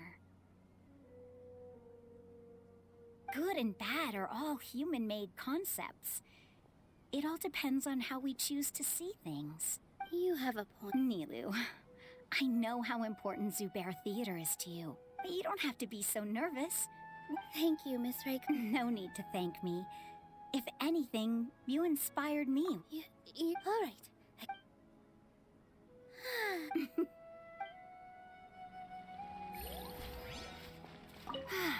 Inaya was right. It wasn't that after all. I'd be a terrible... She knows, but...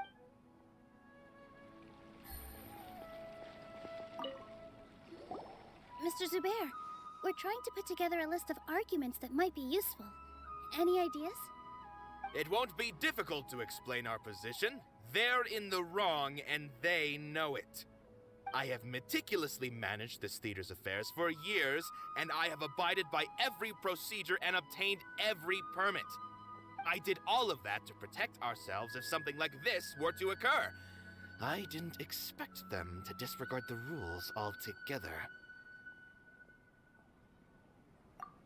Yes, I know.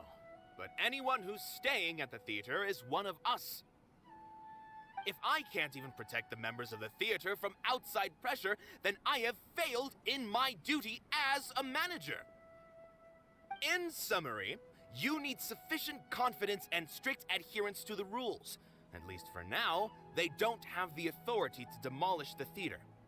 As long as you double down on that point and force them to concede it, you'll gain an advantage. All right, got it. I've seen many situations like this before. The academia sure likes to get its nose into everyone's business. While you prepare for the debate, I will also prepare the theater for the potential aftermath.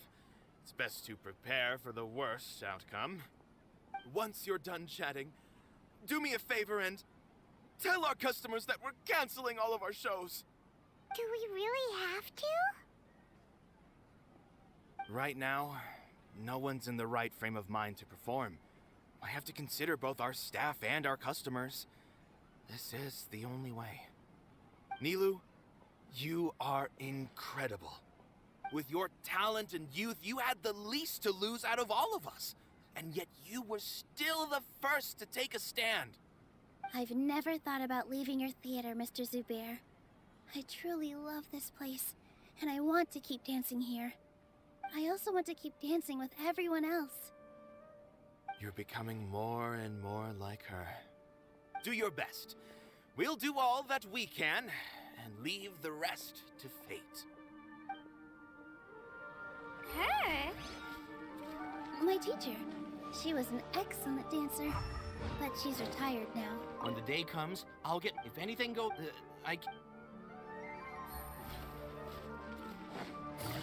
If we have time later, I'd be happy to tell you more about her.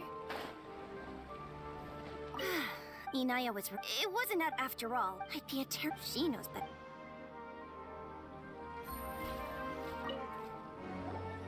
Paimon doesn't really want to talk to him. So, you've already developed some prejudices against me. And to think, I was just about to put forward a suggestion.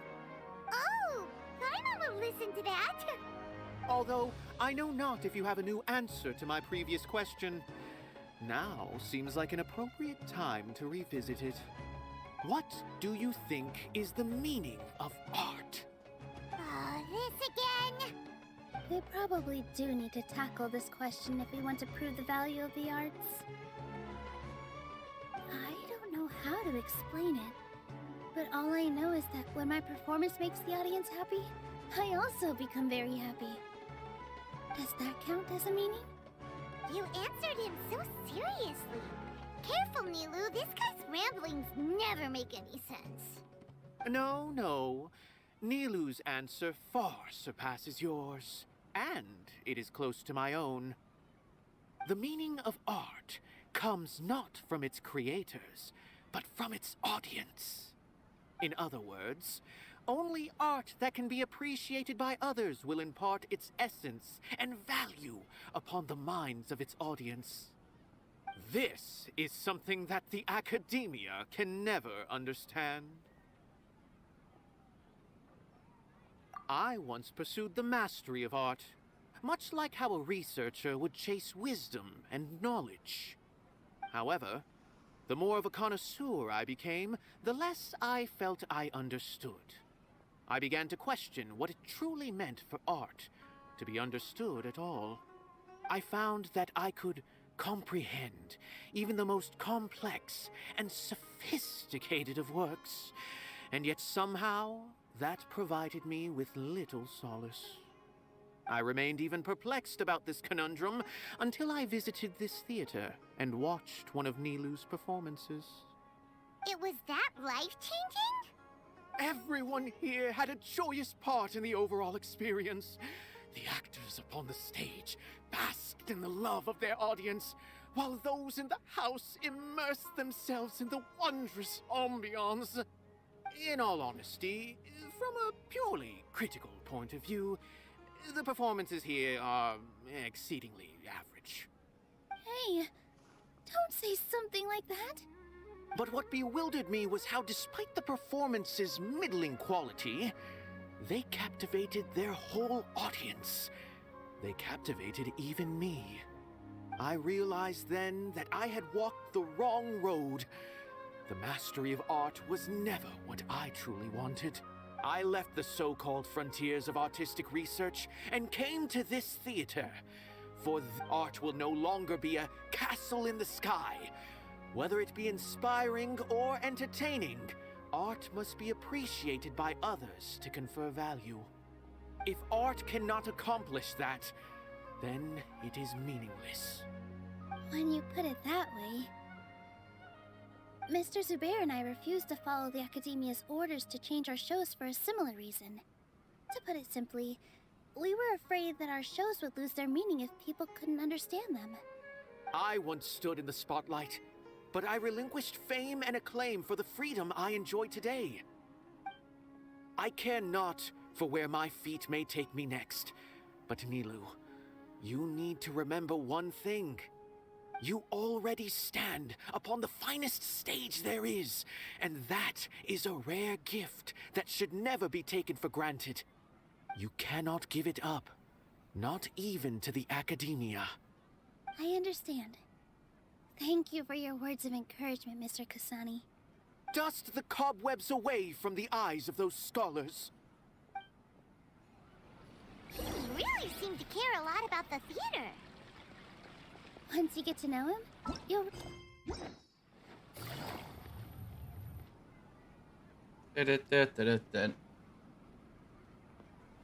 You're here.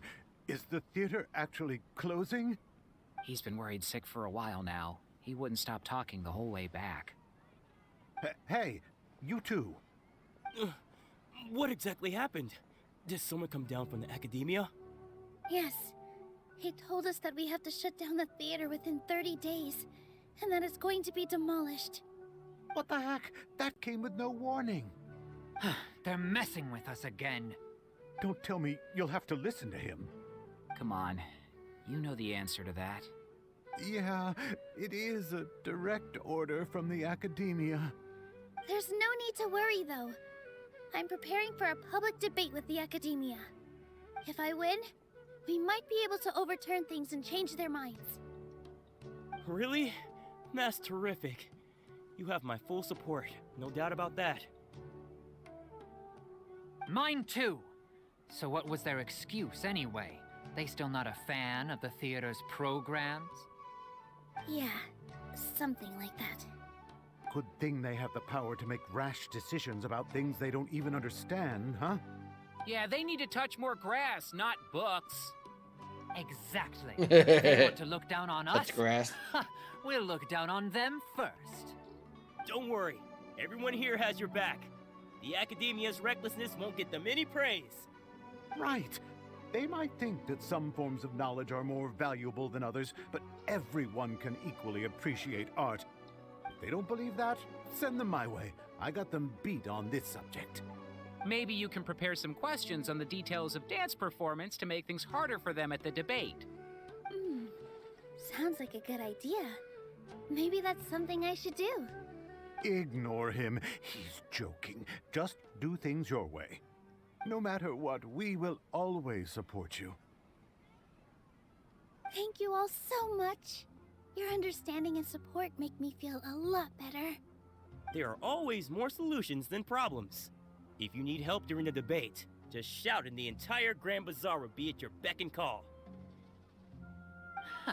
Gotta show them who has the people's support.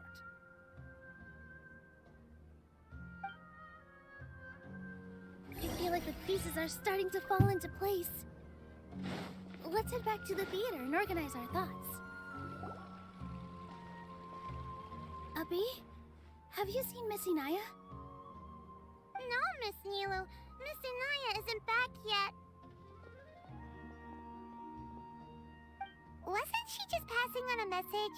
Does she really need this much time? Oh no. Traveler, Paimon, I think I've messed up big time. What if Inaya never planned to come back? What? It's just a gut feeling, but knowing her, she probably feels like she's completely responsible for what happened. She probably thinks that all of this happened because she was staying here. Oh, right. As soon as her father showed up, she said that her father was targeting her. So she's felt like that this whole time. She has a long-standing conflict with her father. That's why she ran away from home. She doesn't think that we can win the debate, and she doesn't want to implicate us, so she thought leaving was the best thing to do.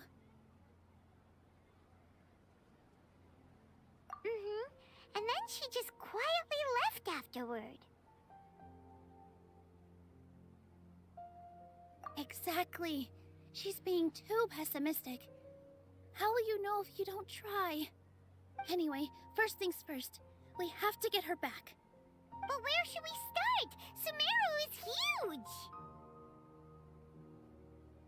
I think I might know. Let's start by looking outside the city. Before I brought her to Zubair Theater, she was staying at a remote campsite. She got a fever from drinking unclean water, so I carried her back. If she has nowhere else to go after leaving the theater, she might go back and strike out on her own again. Then let's go take a look. Yes, let's hurry.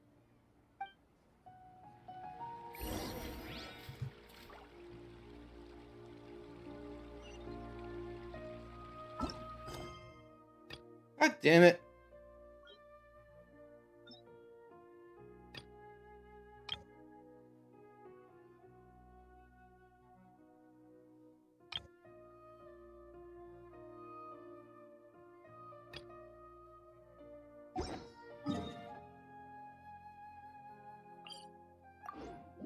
I just want to do the event.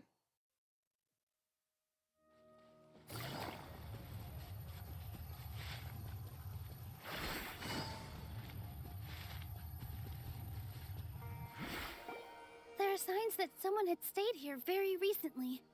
But we can't confirm if it was Inaya or not. Let's take a look around first.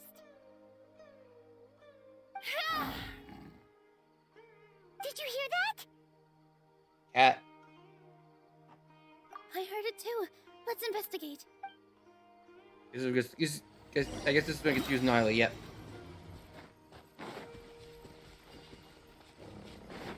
It sounds like we're getting closer. The voice is coming from over there. Yes, we're almost there. Stay back!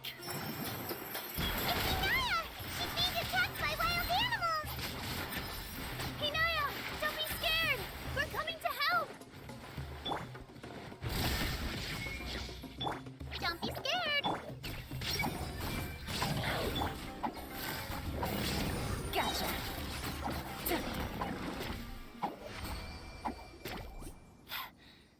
Thank you. There weren't so many big animals in this area before. They chased after me for a long time. Sorry. I'm causing trouble for you again. Why did you leave by yourself?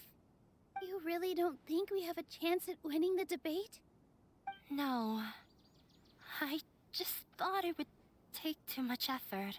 Everything happened because of me. If I'm gone, then the situation will resolve itself. Yeah! Everyone's working together towards a happier ending. No one should be singled out for blame.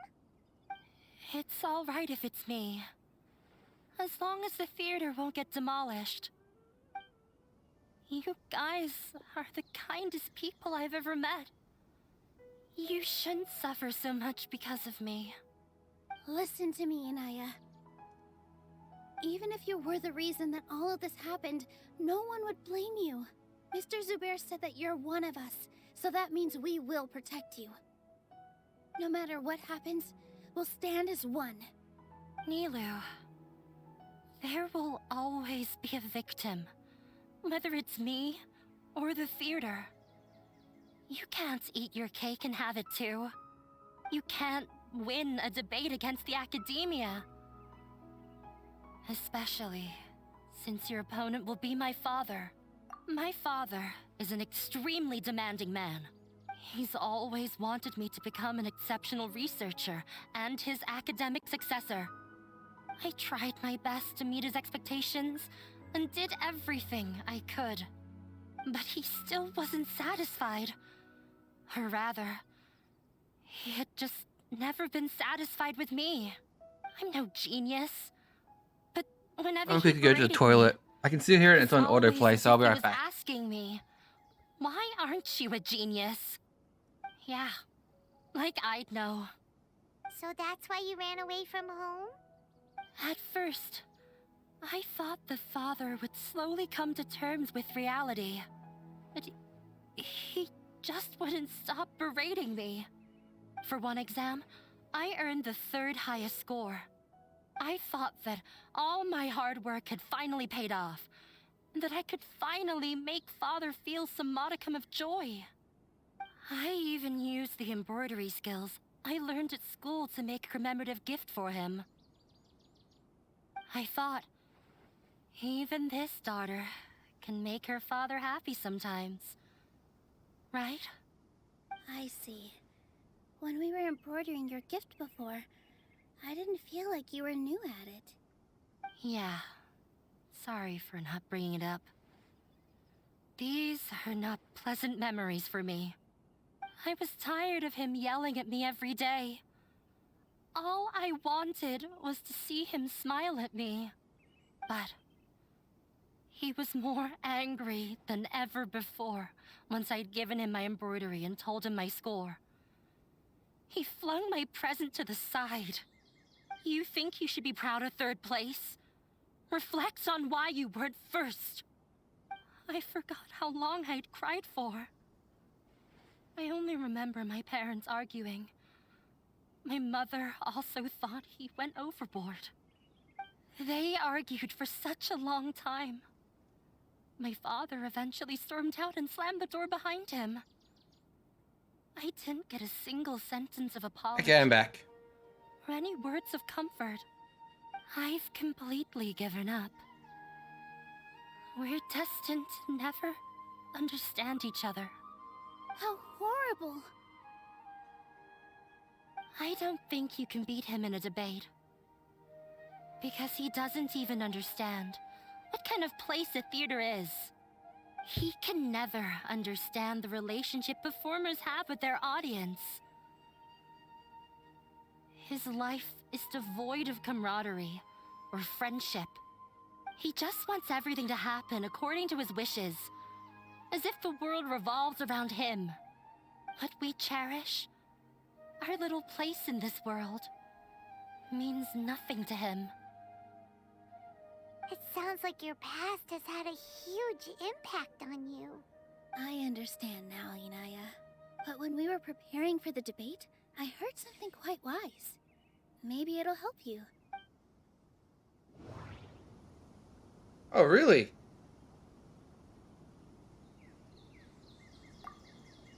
Everyone is free to appreciate art. No form of art is inherently superior. No, there's... Mr. Zubair has been meticulously managing the theater. Everything checks out. Art must first be appreciated by others to confer value. No. The most important thing about an experience is how you choose to...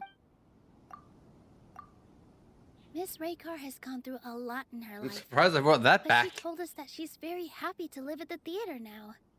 Although she ran into misfortune, it led her down a new path in life. She sees that as a blessing. She told me that the most important thing about an experience is how you choose to interpret it. Interpret it? I can sympathize with your unhappiness at home, but after you ran away, you ended up at the theater and became one of us. Those unhappy experiences allowed you to really cherish your bonds with everyone, and also gave you the opportunity to become friends with us. Don't let your past suffering keep you from the new life that you've worked so hard to find. Oh. Let the past stay in the past.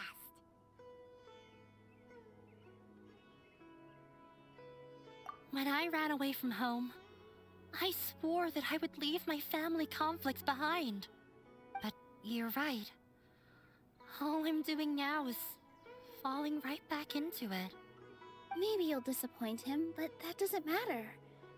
You have a new future waiting for you. Don't let go of the answer you've worked so hard to find. That's right. If we put our heads together, there's bound to be a way. You're right. There's nothing to be afraid of. I'm not trying to meet his expectations. So why should I give up because of him? I can't afford to lose anything more. We have to win. The debate will not only protect Zubair Theater, but also allow me to settle things with Father. That's the spirit! Let's go. I'll tell my father about the debate. I know him very well. Even if he looks down on us, I know how to make him accept. All right. Finally! We need to do the story quest.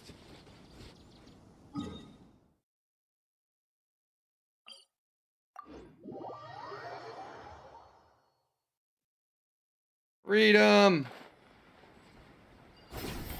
Well, not sort of.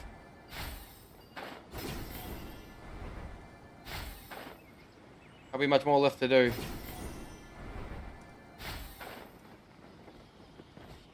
Oh, I cured your sickness. Good morning. Looks like you're awake. Yep, yep. I prepared some breakfast today. Please have a taste.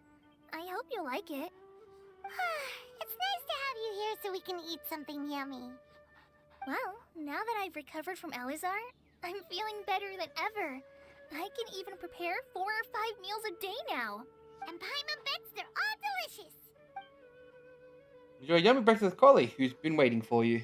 Oh, by the way, someone brought a letter for you after you went to sleep last night.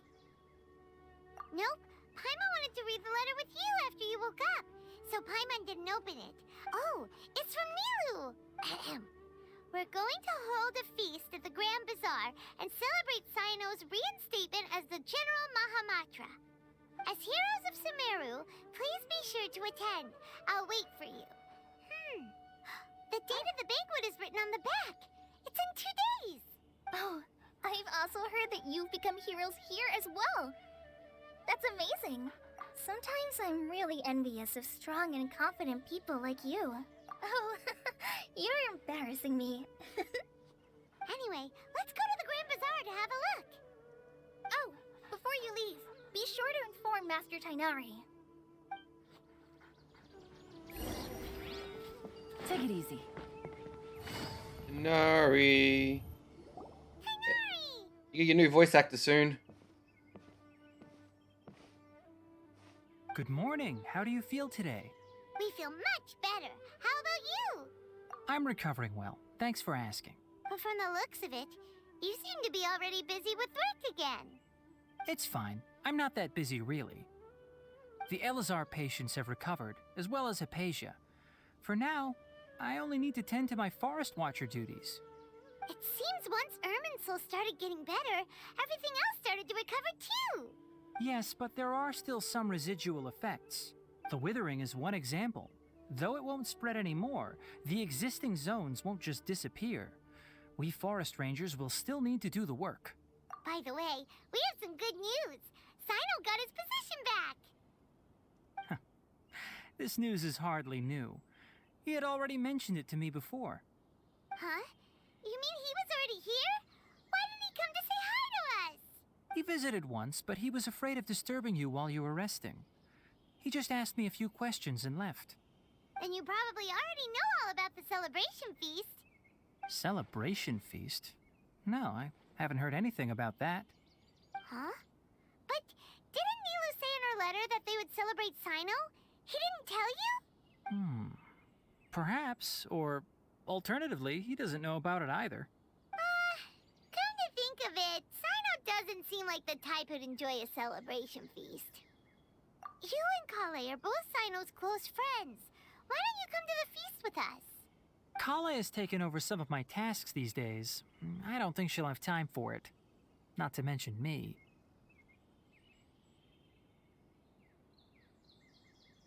You see, some VIPs have come to the forest recently. Huh? VIPs? Very important Paimons? Well, technically speaking, they are former VIPs. The sages involved in recent incidents have begun their training in the Avidya forest, and the people they had previously imprisoned have all been released. Huh? Yes, he's a little weak, but he isn't injured and his condition is stable. Lesser Lord Kusanali, in her boundless mercy, has decided to spare Azar and the other wrongdoers. Supposedly, they were ashamed of their shallow ideologies and have decided to dedicate the rest of their lives to cultivating wisdom in the Avidya forest. When they learned that Lesser Lord Kusanali had defeated the Balladeer and saved Irminsul, they were shocked at first, but also became happy, feeling that the sacred light guiding them on the path of discovering wisdom had begun to shine once again. As a result, work has increased for the forest rangers. That sounds really exhausting. There's nothing we can do, really. But that's another topic. Back to the matter at hand. Are you two planning to head out? Ah, right! We're here to request permission to head out. Would that... You've recovered well. You may go, but be careful.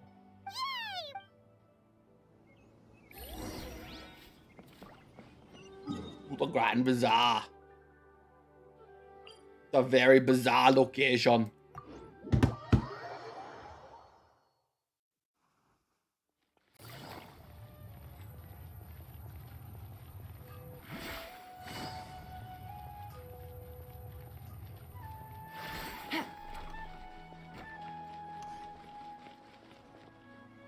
Well, there won't be any problems if the feast starts at that time. Everything has already been prepared. Mr. Zubair, I finished telling things up here. Well, except for the guests. Is a simple reply really that much to ask of our guests? It's affecting our arrangements. Oh, it'll be fine. Besides, it never hurts to get things ready in advance. I was thinking the same thing. The feast will be held sooner or later, right? Hey, Nilu! Traveler, Paimon! We got your letter, so here we are! You're the best! The other guests haven't even replied yet. Huh? Are we the only ones that have arrived? Yeah. I had someone deliver letters to all of our guests. But maybe everyone is still busy with other things. Look, I get it. Sumeru is in an extremely important period of transition right now, but even if your friends are important figures, they shouldn't just ignore your request like this. Nilu is Sumeru's #1 celebrity after all. You have no idea how happy I am to talk to people with good taste. If you consider Paimon's tasty. Nilu's dances having good taste, then almost everybody has good taste. Because Paimon thinks everybody will love her performance. That's right. We all think she's amazing too. Nilu is an absolute favorite among those of us who frequent the Grand Bazaar. For Outlanders, you have a great eye, Master Zubair. Let's have a vote for the most outstanding audience members next time. I think these two may win. Nonsense. It is not for us to determine the value of an audience. But indeed, we could try giving gifts to people with particularly good taste. I heard there's a device in Fontaine called a camera that can record people's appearances as pictures. Such pictures would make superb gifts. Ooh, good idea. I got one of those. I wonder where we can find one. I don't want you giving pictures of me to everyone. I'm satisfied just being able to perform here. There's always a lot going on at the Grand Bazaar. Yeah, And that's why I love it here. Traveler and Paimon, could you help confirm if for some reason they didn't receive the... Yeah, we can also check out how everything in Sumer... When I wrote the letters, I heard that Dia was in Port Ormos, and Alhaitham was at the Academia. As for Sino, we've only heard that he appears at the Academia from time to time. I'm not too sure about Ramon's whereabouts. My guess is that he's with Dia. As for Dunyarzad, I just hope she's feeling better. I sent her a letter, but I was afraid of disturbing her. If you have time... Okay, got it. Let's go, Traveler. And you have a conversation with everyone, I guess.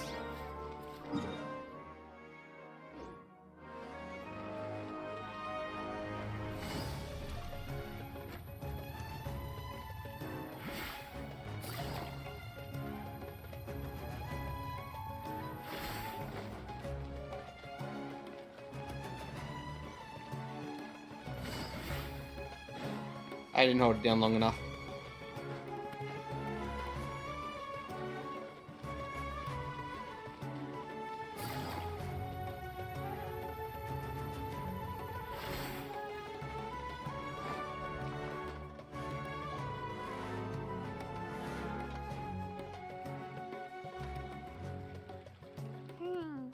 We haven't seen Alhaitham anywhere.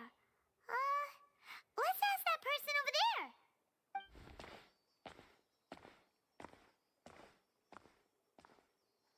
Hey there, have you seen Alhaitham around? Yes, it seems Scribe Alhaitham has gone to the House of Dana. You should be able to find him there. But you're already the second group of people I've seen looking for him today. He must be quite the busy man. Oh? Who else was looking for him? Mr. Cave was just here asking about him. You wouldn't believe how terrible their relationship is. And now you two are here. Don't tell me everyone's here looking for gossip about the sages. No way! We're strictly here on business. Ah, I see. Sorry, I thought maybe everyone's as interested in rumors about the sages as I am.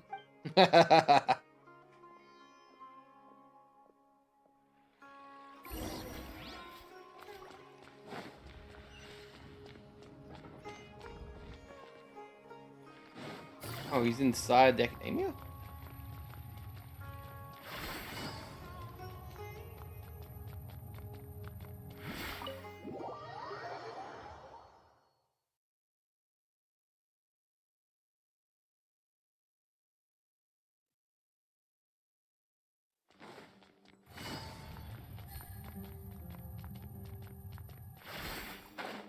Ah, it's this other guy we haven't seen yet.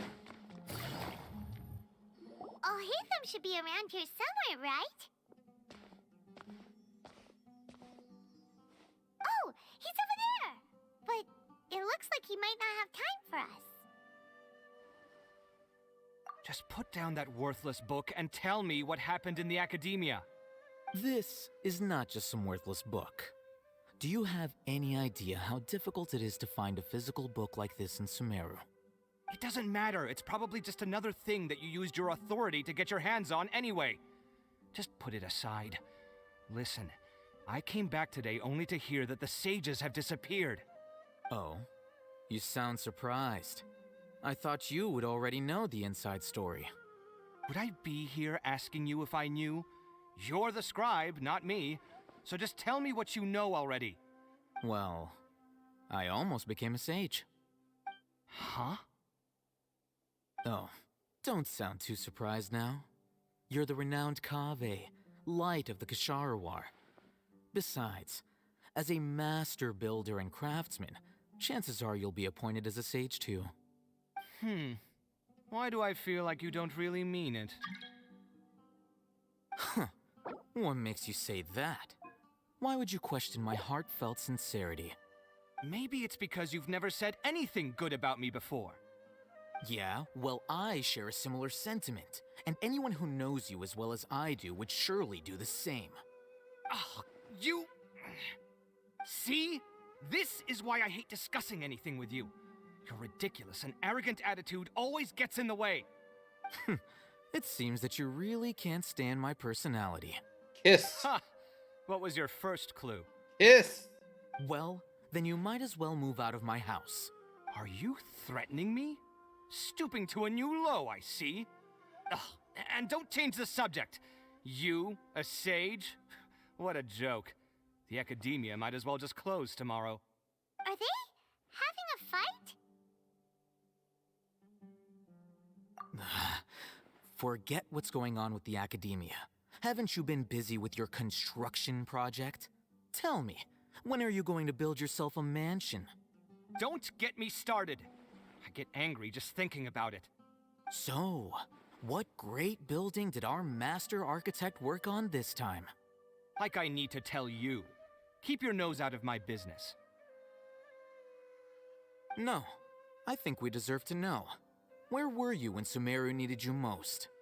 I was in the desert for a large project, but considering Haravatat's utter ignorance of architectural and aesthetic matters, you probably wouldn't understand. Which is truly unfortunate. I can only pity the man who doesn't understand the first thing about beauty and romance. Unlike a true... hold on, wait a second. What do you mean by when Sumeru needed me most? Well, while you were out fiddling around in the desert, many people came together to save Sumeru from a crisis. Ha! And you think I'd believe that? Look, all you really need to know is that Azar and all his accomplices have all been overthrown. Huh? What nonsense are you talking about? It's no skin off my nose if you don't believe me. It's not like my Darshan was the one trying to apply for funding from the Grand Sage. Yours, though, on the other hand... You know what? I'll ask around. I'm sure someone knows what's going on here. You're dead if I find out you're lying to me.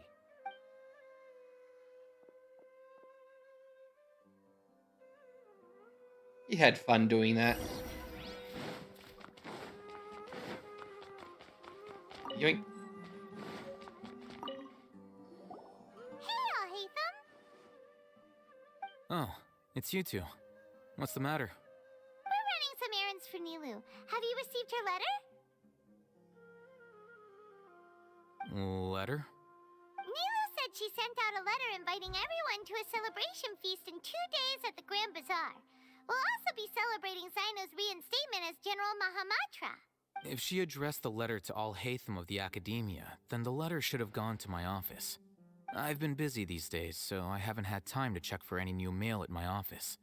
I only now have some free time to attend to personal matters. Have you always been so busy with your work? Of course not. I'm only busy these days because several sages have been dismissed recently and the whole academia was practically turned upside down. Kainari told us they all went to train in the Avidia Forest. Apparently they will spend the rest of their lives there. That is already the best possible ending for the likes of them. 4 of the 6 great sages were possessed by their desire for power and attempted to create a new god. In order to pull it off, they even imprisoned the other 2 rational sages. To imagine such things could take place in the academia. Yeah, you're right. Huh. Feels kind of strange to hear them called that after all this time. But then again, the 6 great schools sounded pretty impressive too. Yes, at least that's how they're supposed to sound. It's said that when the academia was first founded, the Dendro Archon herself established the 6 great schools, each representing one of the 6 different types of wisdom. Numerous Darshans have sprung up and faded. Only the 6 Darshans attaching themselves to the 6 great schools have stood the test of time and obtained permanent seats in the academia. Now, the 6 Darshans are nearly synonymous with the 6 great schools, and the leaders selected for the schools are the 6 great sages.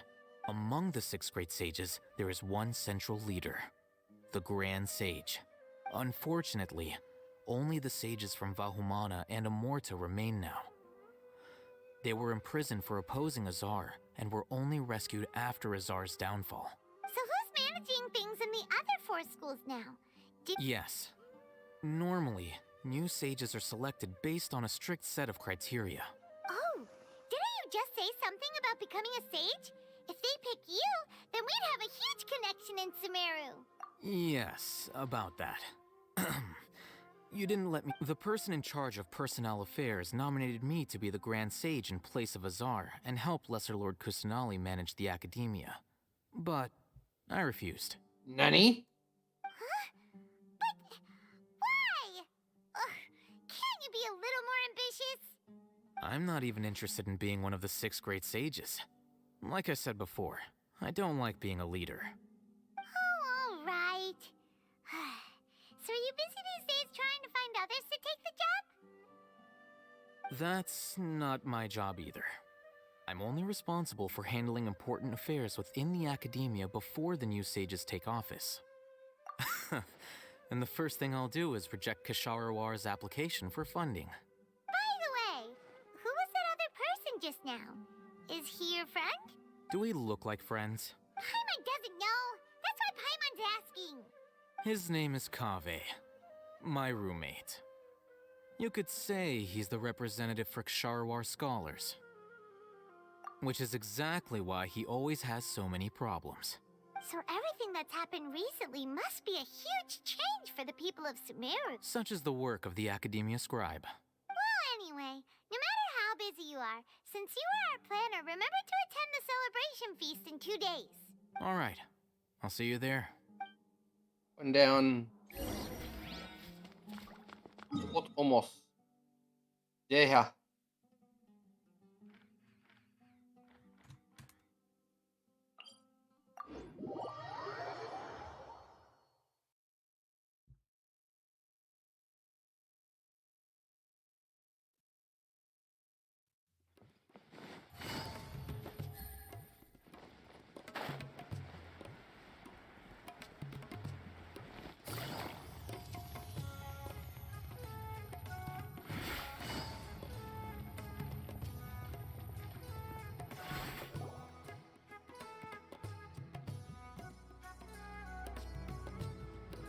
This is Port Ormos.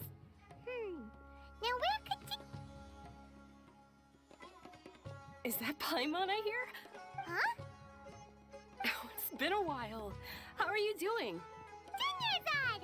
It's been so long since we've seen you! I'm doing well.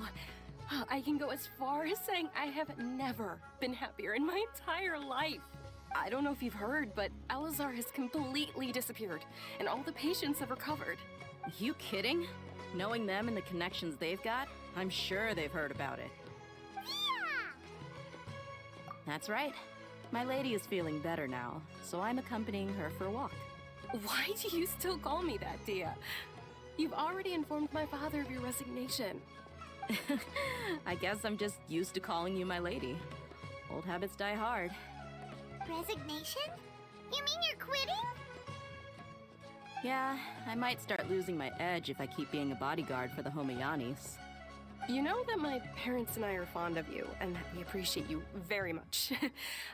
It wouldn't be a problem if you wish to continue to be our bodyguard. I'm not a woman that's easily persuaded. You should know that by now, my lady. When I took this job, I had already decided that I'd quit as soon as you'd recovered. It's time for me to get back out there and chase that horizon. So what are you gonna do now if you're not gonna be a bodyguard anymore? Neon Knight, thank you so much for the raid. Welcome, everyone. Again. Huh? Want to do the event, but I've had to do a bunch of missions. One of the most dangerous jobs ever. Are you getting bored already? I know. If I hadn't joined And in my the raid plan just blew with up. you, I wouldn't have come up with this idea. I guess I still get fired up by that feeling of going all Welcome, out everyone. to fight. It made me realize that I'm still a mercenary through and through. Life is short, and I'm happy that I got to be a part of that operation. But the whole thing also made me realize that there are still many problems in Catch up with the Sumeru. stream delay. And as a desert dweller, I'm still not completely ready to settle down on this side of the wall. Well, I remember a friend had someone bring you a message. You mean I'll hate them? I didn't expect him to still remember that. I thought he was joking. We just came from talking with Alhaitham at the Academia. Did he tell you that he suggested that I come work at the Academia? What? I heard that Azar and his cronies fell from power, And all hate them told me that now was a good time to find a job in the Yeah, welcome academia, everyone. but only if I wanted to. Whoa. Hyman can't see you being anything other than a mercenary. Me neither. A scholar and I face think Tim punching. would look great dressed up as a scholar. Ugh, forget about it. I wouldn't last 10 seconds in there. I'll hate them probably just like the way I worked and knew I was getting a fight. So he suggested I find some work in the academia. But you know... Oh, it's not working at the moment. God damn it. On the offer, Sino might actually agree and let you become a Matra. Because you're super amazing. The Matra have all the talent No, they it need just as long it as didn't they work, have so I'm just Sino. refreshing it. I prefer to be free to live however I choose. In Come on, fact, refresh, please. I chose this job from the very start because I knew it'd be right up my alley. Okay, Even now if I being fix a it. mercenary means facing all kinds of danger. A Good line luck this is time. to return to the wild sooner or later. Have If a Working. anything, being your bodyguard has been Hey, now unfamiliar it's working. territory for me. There we go. I don't want to Small power. I'll respect your decision. I'm glad to hear you say that. Come on, no need for the Thank you, sad Gray. face. Gray's a It's good not friend like of we'll never mine. meet again. Once the whole Dendro Archon thing I is probably have a really settled, squeaky voice right now. Sumeru will take a turn for the better. That makes me happy. Maybe too. tiny, But a peaceful society will probably mean less demand for mercenaries but like I am me. fierce and Before powerful. long, we'll be a dying breed. So I'd better get to work while I still can. Huh? But wait a second. You make it sound like you're leaving now. Well, no, not yet at least. I promised my lady I'd stick around until next week. So, have you been in Port Ormos this entire time? We were wondering if you had received a letter from Nilu. Oh, did Nilu write to us? She heard that you were seen in Port Ormos, so she sent the letter here. Huh. It was probably sent to the inn that we're staying at. My lady has been very energetic lately and keeps taking me on hikes, staying out even into the night. Blow everyone up. By the time we get back, the receptionist is usually off napping on the job. Right, and we tend to leave quite early in the morning, so the old man on duty is also usually dozing off. So what it really sounds Should have fixed transformations in Nano now. asleep.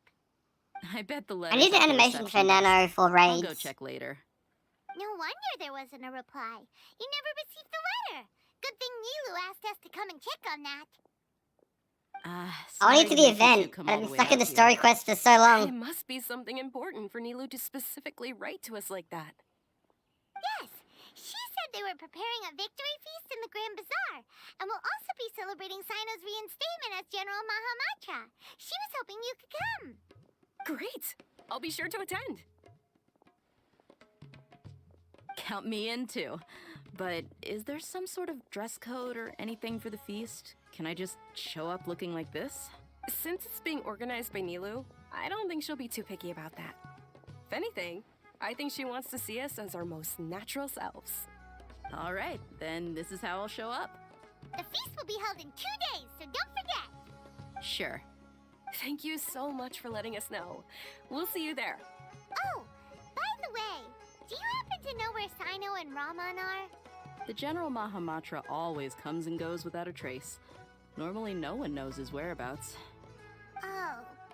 But last time we met, he mentioned that he had something to do in Aru village. You can try your luck there. As for Raman, your guess is as good as mine. I only remember he said that he had something to discuss with Sino. You can ask Sino when you need him. Don't mention it. You better get going. Since I got raided, I'm gonna do a pull. I think I have 10 wishes saved up. I do. Will this raid give me good luck? It did not. Oh well, it happens. Oh. Nerdbook. Oh. Benny boy.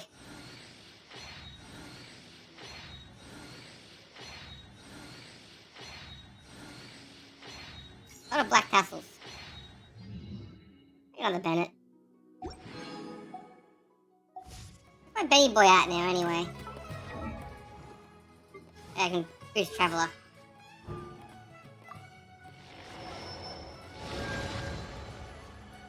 Benny boy. 62 now. My bad boys take 3 loads for 70 to 2. Okay. Okay, sorry. Of course, we're at the back end of Ari Village. God damn it. I hate getting to the back of Ari Village.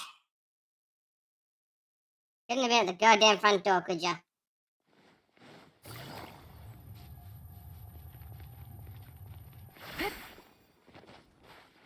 Take it easy.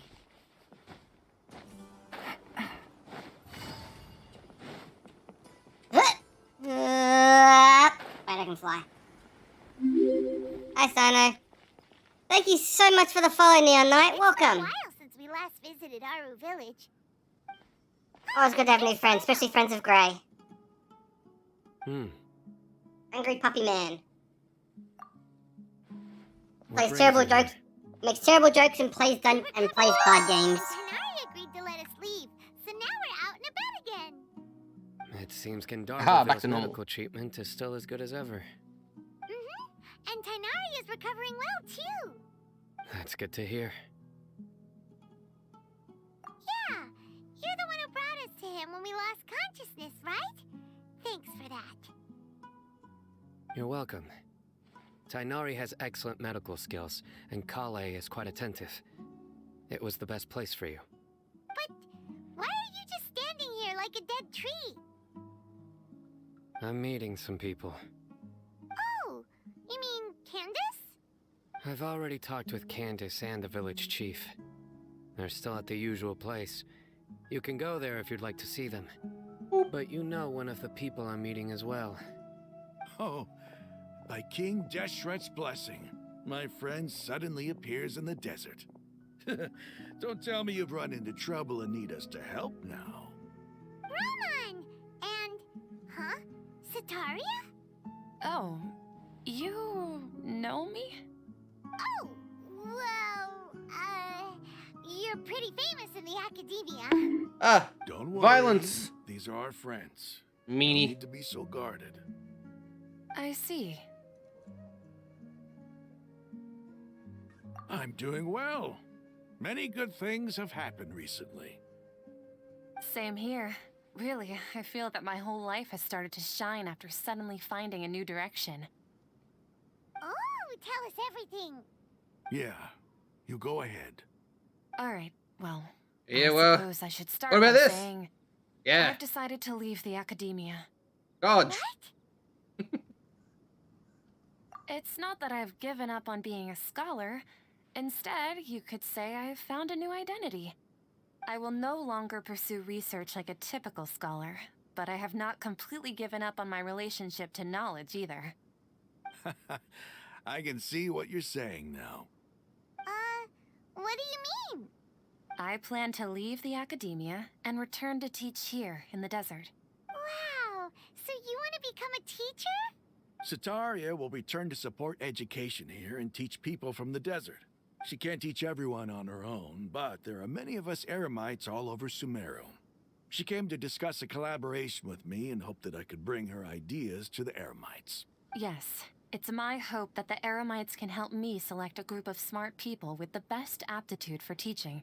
I'll teach them, and after they've finished learning from me, they can go educate more people. That is the true meaning of education and the spreading of knowledge. The people of King Deshret suffer from sandstorms, exile, and ignorance. Miss Sataria is more than welcome to come teach here. Her arrival is like a star shining in the desert night. The stars have always guided caravans, thieves, soldiers, and travelers who get lost in the night. They lead those in the dark out of trouble and back to safety. Oh, please. Where's all of this coming from? I'm starting to feel a little embarrassed. You deserve these compliments. Mercenaries are accustomed to danger and don't fear death, which is why we recognize extraordinary actions that common people would easily overlook. Sataria's idea will bring much good to many people. I have learned that the people talk a lot in this I game. feared it was destined to fail. Everyone knows that the academia doesn't allow scholars to teach in the desert without permission. As you know, Screw those all guys. knowledge is under their surveillance and control, and very few desert dwellers are as lucky as me. But what I heard at that time has been haunting my heart, as if there were lightning bolts constantly bombarding my soul. Sataria, you tread a treacherous path, and the longer you ignore This it, is getting the later in the tighter game when they had more Academia's budget. grasp on you will become. Sataria, why haven't you gone But this is also home? the end of like the main Never story, forget one of the that main desert story that quests. belongs So to this is like you wrapping lies everything up. So elsewhere. there's a lot of talking and like finishing off of people's stories. These words sparked something in me, and I knew that I had to bring Locking something everything back up. to my people after going home. I gathered up the courage to approach the Grand Sage, only to find that he was no longer at the Academia. Lord Sino But like told I me say, that Czar didn't belong there anymore. Everyone is welcome here. The Tsar has Welcome received to the much cult. needed punishment. Though, if you ask me, it may have been too light. You probably have already heard. Lord Sino helped me obtain permission to leave the Academia for the desert, and accompanied me here to discuss collaboration with members of the Eremites. My plan was able to go smoothly thanks to him and Rahman. You're all doing so much for the desert. Came here to deliver a Aside from letter. that, Let we us also deliver the have some other goddamn business letter. to discuss with Sino. Lesser Lord Kusanali has allocated many resources to support and develop the desert. I've done some business for her, and part of it required the assistance of the Eremites. I applied for a few batches of educational materials from the Academia, and sent them to several groups in the desert, as instructed by Lesser Lord Kusanali. I believe the people will make good use of them. That's Fire! exactly what the people here need. Physical books and other related items. If it weren't for Sino and Lesser Lord Kusanali, I'm afraid we'd never be able to get our hands on them. Apart from this, the Academia is also recruiting scholars that are willing to teach in the desert. I'll let you and Sataria know as soon as I have any more news. We must be persistent about this, and maintain these resources to ensure long-term effectiveness. This is the first time in hundreds of The puppy. years we've had a glimmer of hope. I think this may be the turning point for the desert. Remember these words. Here lies our faithful priest, Kasala. His wisdom is a miracle among the people, deserving of high praise and admiration. I hope people with wisdom like that priest will rise again among the desert dwellers. Then we'll once again see the wisdom and glory that once shook the world. It almost destroyed the world. Are You you here to came to discuss some forbidden business knowledge too? and literally poisoned the entire planet. We're actually here on behalf of Milu. Well, your god died. She wanted to write to everyone, but she wasn't sure where the letters should be sent, so she asked us to come find everyone personally. A celebration feast will be held in 2 days at the Grand Bazaar. She hopes that all of you will be able to attend. At the feast, we'll also be celebrating Sino's reinstatement as General Mahamatra. Although, judging from your appearance, it seems you've already been reinstated. Paimon thought you would only start working for the Academia after the feast. Celebration? Feast? It's the first I've heard of it. Tainari was right. He really didn't know. This feast is for you, Sino. Sounds to me like you'll have to be there. It's rare to see that kind of expression from Lord Sino. You must not like feasts very much. No, not really. But I'll go. You're first playing Magic the Gathering. Well, I still have a lot to handle here. Besides, I need to look after Miss Sataria in the desert, so I'll have to pass. I'm afraid I won't be able to join you. Although, if you'd be so kind, please give a message to Miss Nilu for me. The message is, I'm sorry for how I treated you before, but now I understand the beauty of your dance. It's like a light shining in the sky. You and the art you symbolize are not only beautiful, but also lively and powerful, so much so that it was prohibited. Please keep dancing, and someday I'll be able to appreciate your art in person. Okay, we've got all that down. Our job here is complete as well. Oh, Sino, remember, party's in 2 days. Make sure you're there. Got it. I love Sino as a character.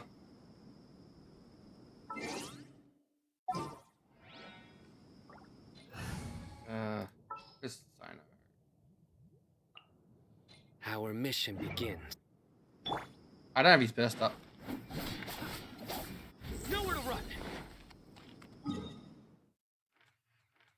You finally got it back now. I gotta wait 2 days.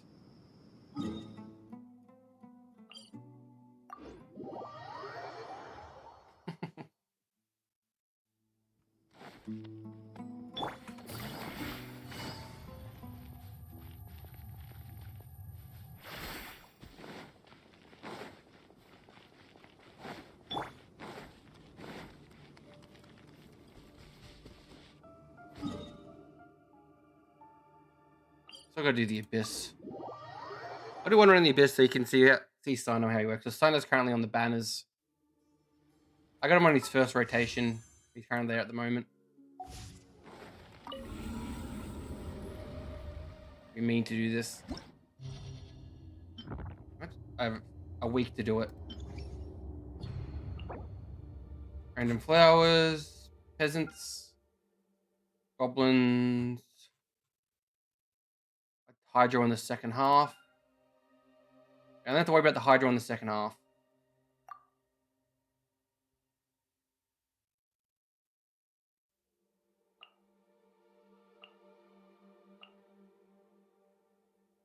Team 1.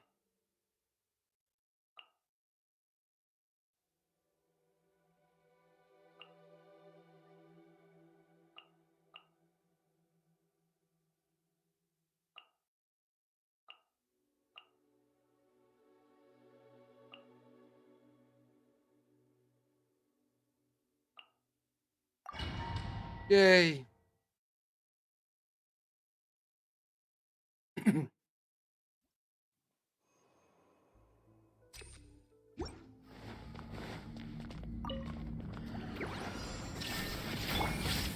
Busted. Game's up. Fun's over.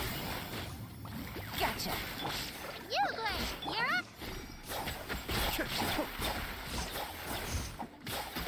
The Hydra Slime. I can't hit the Hydra Slime.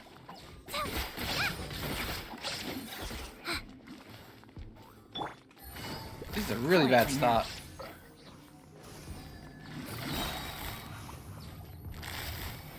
Here comes the catch. There is no escape. Torn to oblivion.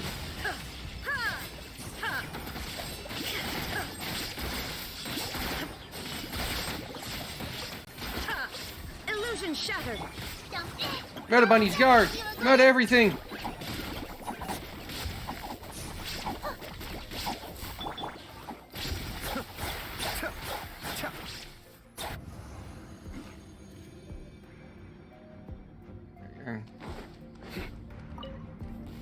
That's close enough. A new punching. Make yourselves at home. With all my strength. Stars, shine for me. Your sins weigh upon your soul. You stay condemned. I'll be back. I'll be back. Your penance is due. You guilty. Your penance is due. Surrender. Committed to memory. Oh, gosh. Oh, still more. Cold, learn to command. Here. Sharing my knowledge. Futile. Through me, justice is served. You stay condemned. Your penance is due. You stay condemned. Die, fool.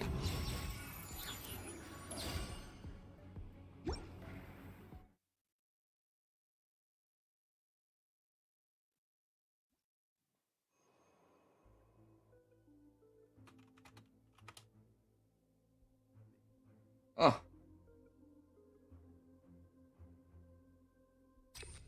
Got a lot of HP scaling characters. There is no escape. Things are about to get messy.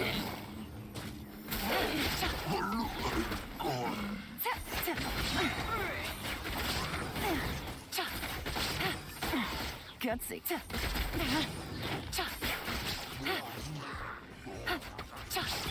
Shine. Absurd. Yugling, you're up. Busted.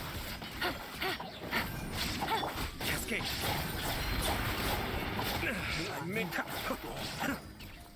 Kamisato wa Suiyu.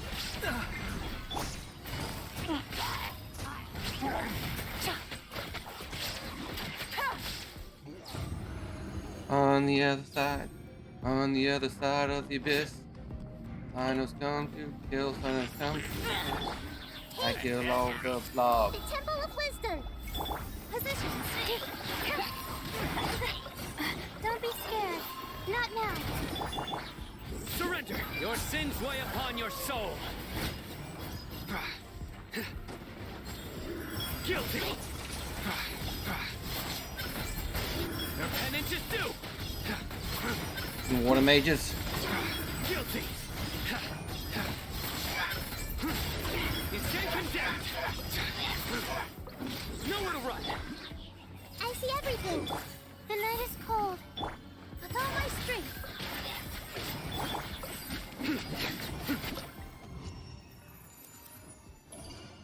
I think everyone's burst for the final chamber as well. For this level.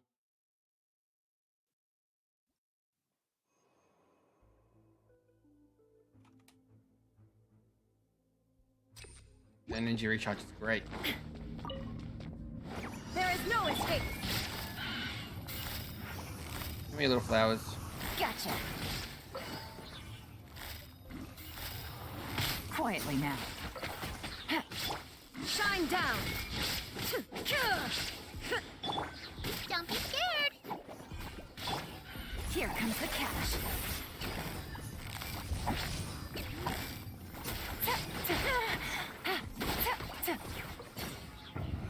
And they're all dead.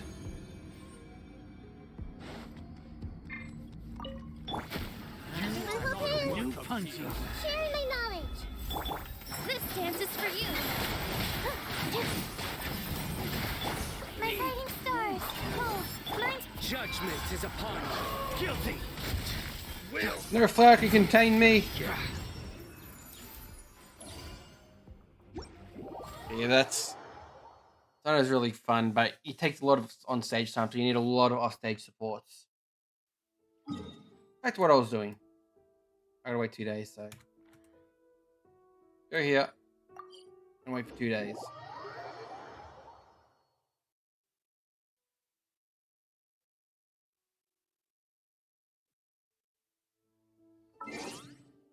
Two days later.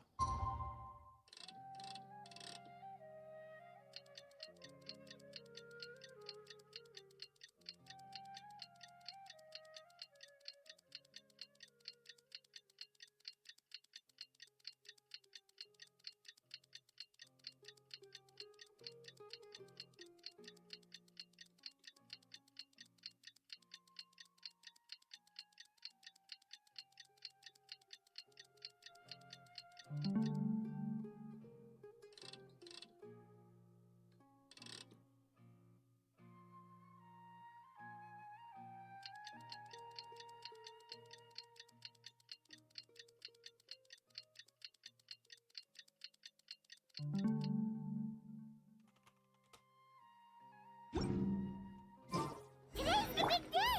Let's go to the Grand Bazaar and see how the celebration's coming along. I didn't hold it long enough. Damn it. Run.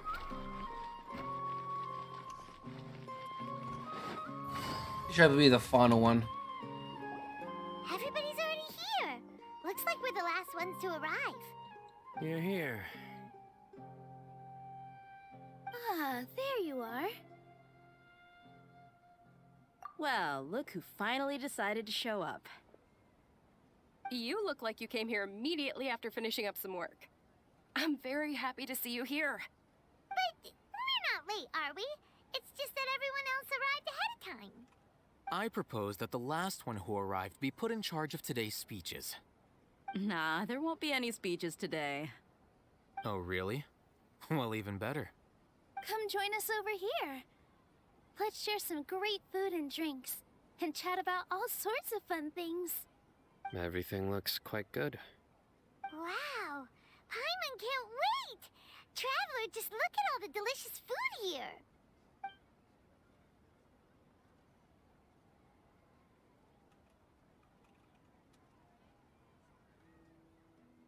Everyone eats drinks. Yeah, we're just eating and drinking. There should be one long conversation and I can finally start the goddamn motherfucking event. Whoa, it's so delicious! Oh, this grilled meat tastes amazing! The food was specially prepared for you by everyone in the Grand Bazaar. And we have gifts that were sent by the residents of Sumeru City when they heard we were holding a feast.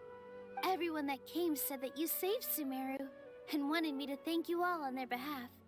Ah, feels kind of nice to be seen as a hero. I could get used to this. Being a bodyguard is also a hero's job. You've always been amazing, Dia. My lady sure has a way with words. Thanks. I'm glad to hear it. And I'm happy to meet everyone that participated in the great plan. Don't mention it. Come to think of it, we've really done something impressive together. It's unbelievable. We've fought 3 gods now. We owe it to our abilities. And luck. 4, actually. Really? Why do I remember everybody thinking that luck was against us and feeling like we hardly had a chance of succeeding? That's how I remember it too. It's luck that brought us together, and it was luck that let us form a team. Then, it took even more luck for us to formulate a plan and implement it successfully. Moreover, judging from the results, everything worked out well. Yeah, everyone gave it their all when it mattered most. It was almost like a performance. We took the stage and put on our best show. Everyone played their part, and thanks to everyone's efforts, the performance was a great success. So, would you say we're good actors too? It's such a blessing that Lesser Lord Kusanali was able to return to power at the Academia. Yes, even after being abandoned and neglected so many times, she's finally returned.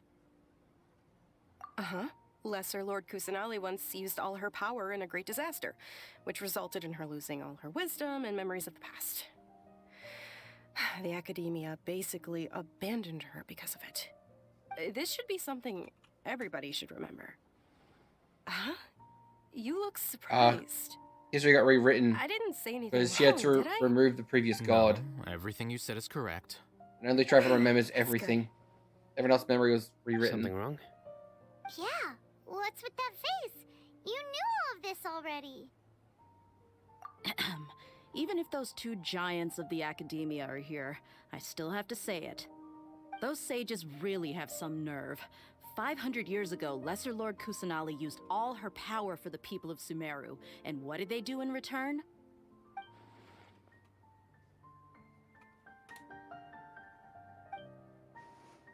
I don't believe Lesser Kusanali is Archon all along.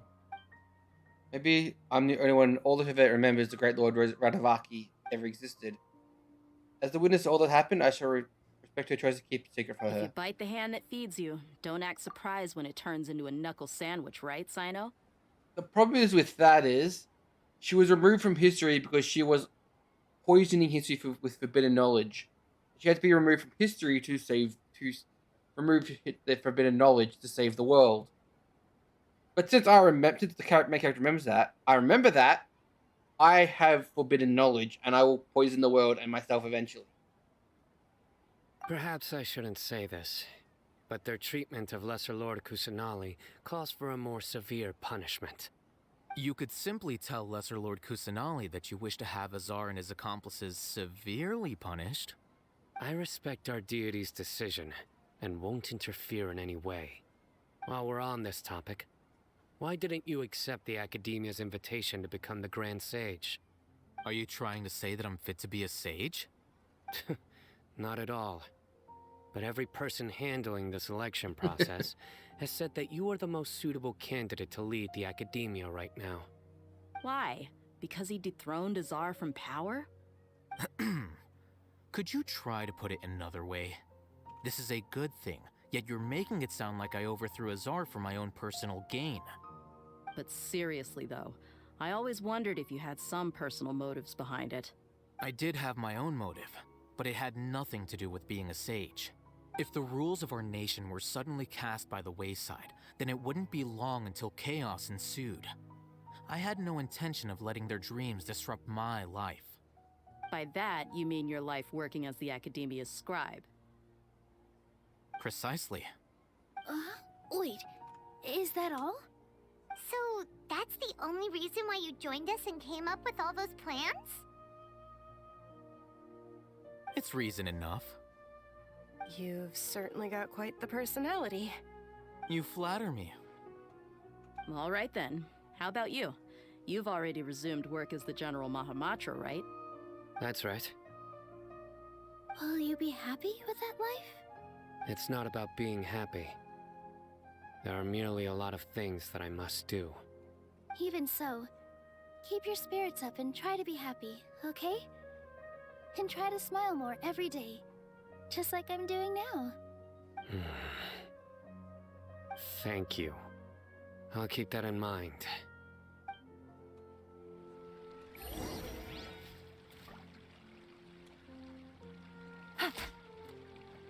I'll talk to everyone. Ah, there you are, traveler. Well, how is it? Are you enjoying the feast today? If there's anything you're unhappy with, just let me know. I'll be sure to take note of it. That's good. It's the first time I've ever invited so many exceptional people to one place. I was a little nervous myself. You see, every guest here is quite extraordinary. It's unbelievable that we've got everyone together here. Almost like a fairy tale. Make sure you live it up tonight. I'll be happy as long as you're enjoying yourselves. I'm honored to have her think of me this way. If I have a chance in the future, I would really like to invite her to one of my performances. I can't explain why, but I just feel elated right now. Thank you.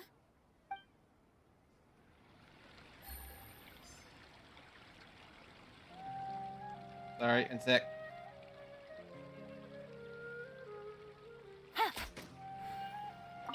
I seldom participate in such lively gatherings, but the atmosphere here is quite good. No, this gathering today has a unique meaning. The Grand Bazaar is lively because the people here feel happiness from the bottom of their hearts, unlike the farces at the Academia. That happiness is an emotion that'll be forever alien to those bookworms who have driven themselves insane by studying. I seem to have taken both keys when I left the house. This is keys. Stop taking your friend's keys, you jerk. My lady, the grilled meat over there is delicious. Have you tried it? Yes, I also tried some fruit just now. Oh, they're very sweet. What an amazing place to relax. No wonder everybody likes to rest at the Grand Bazaar. You said it. Oh, look who else is here. Hello! Oh, I'm so happy Nilu invited everybody. Oh, now I have the chance to meet all the heroes. Hey, less of that polite chit-chat and more eating and drinking. The feast is about having fun, not stuffy formalities.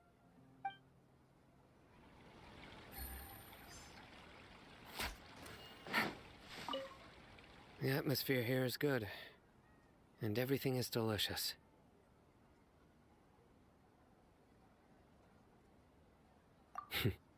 Yeah.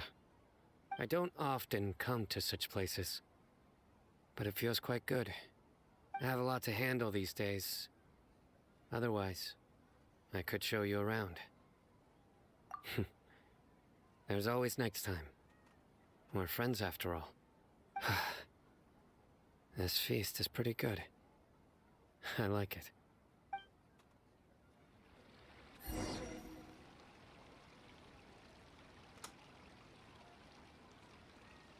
Hey, what's wrong? Your head is starting to droop. Hey, you can't just fall asleep here. Paimon will go find something delicious for you to eat. You'll wake up once you've put something yummy in your tummy. I'm sure it's some forbidden knowledge in my brain.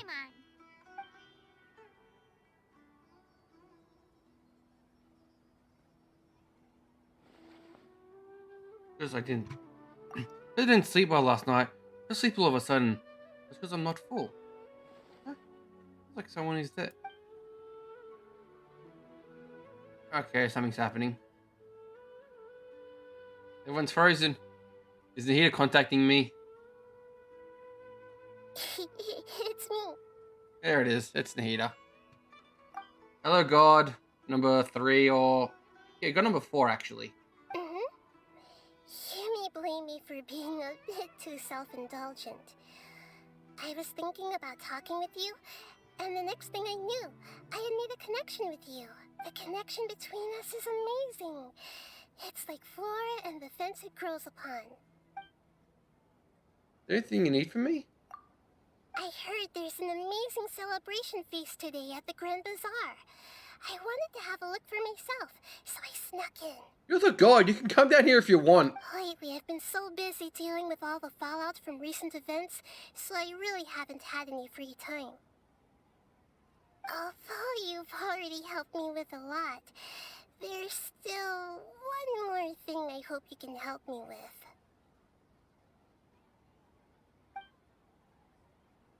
What is it? Please say thank you to everyone for me.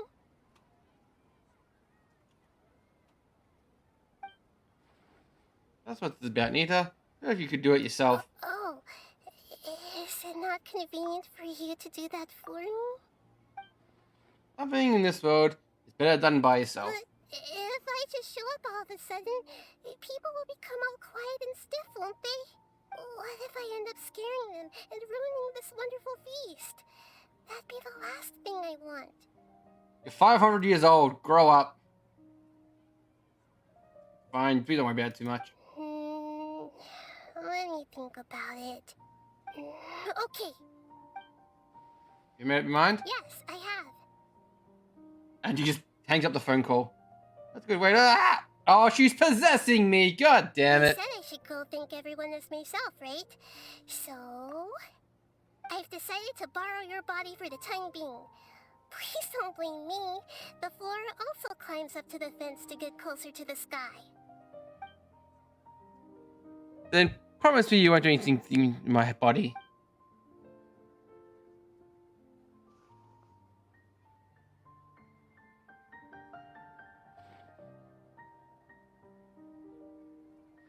Everyone! Are you awake now? Paimon was just about to bring you the food. It's me. Huh? That voice. Nahida? Hold up. What's going on? I didn't expect to have a conversation with the consciousness of Lesser Lord Kusanali in the Grand Bazaar. Interesting. Is this also a part of the feast? No, of course not. Are you Lesser Lord Kusanali? Hello, Nilu. You know who I am? Yes, I already know every one of you. Nilu, Alhaitham, Sino, Dia, Paimon, and Dunyarzad.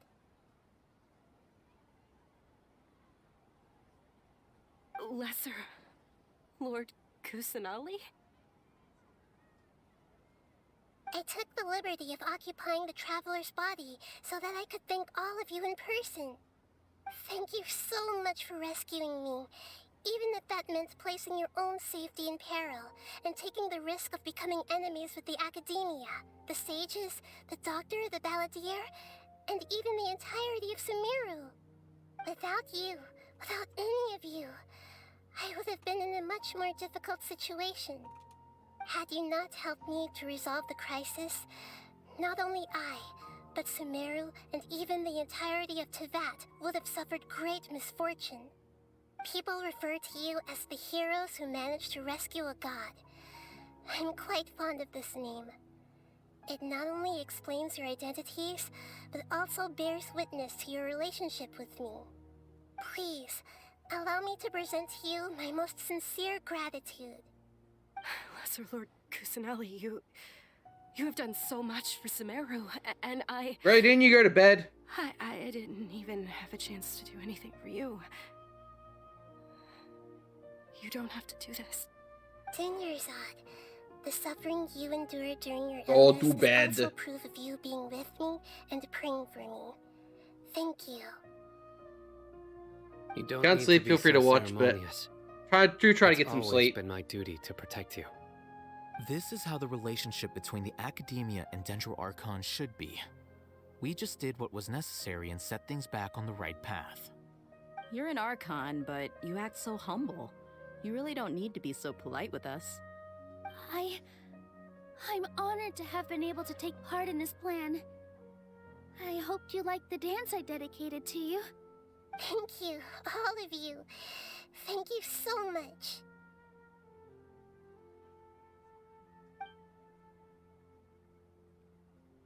See, just like I said, everyone is happy to meet you. Yeah. He just shows up for the surprise visit, bringing the feast to a climax. Since it's always heartful as everyone's present. A warm atmosphere of talking and laughter cries late into the night. And the feast ends on a perfect note.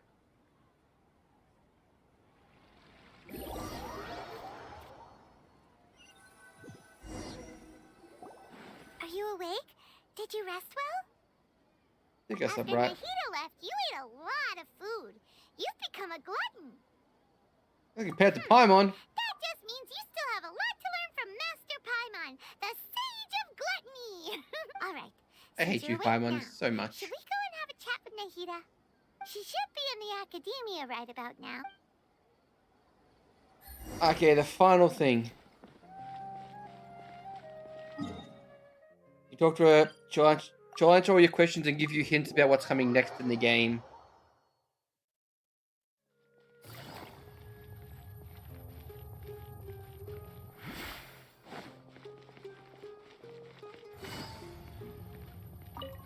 I'm gonna have to play this again tomorrow just to do the event. It's supposed to take like an hour or two. 3 hours in, got 1 hour left. I still haven't even started the event. This would be the last place you want to be. Hello, Traveler and Paimon. What a fantastic night. I'm still immersed in all the happiness and joy, like a candle floating on water. So are we, and that's why we're here to talk with you.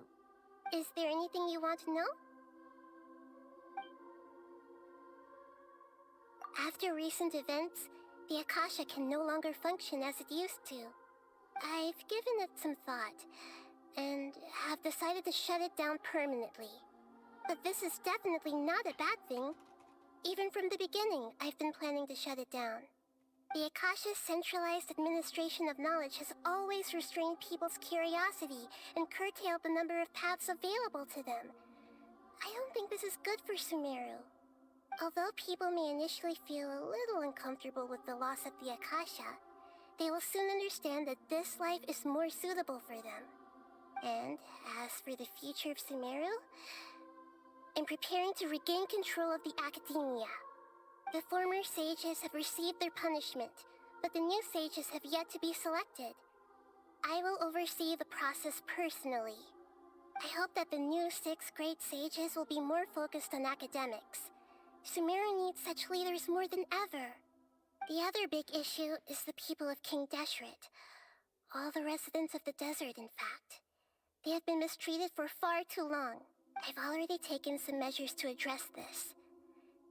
It will take some time to rebuild everything, but no matter if it's culture, friendship, or trust, we will rebuild it. You mean, what happened after the doctor put you to sleep? You guessed correctly.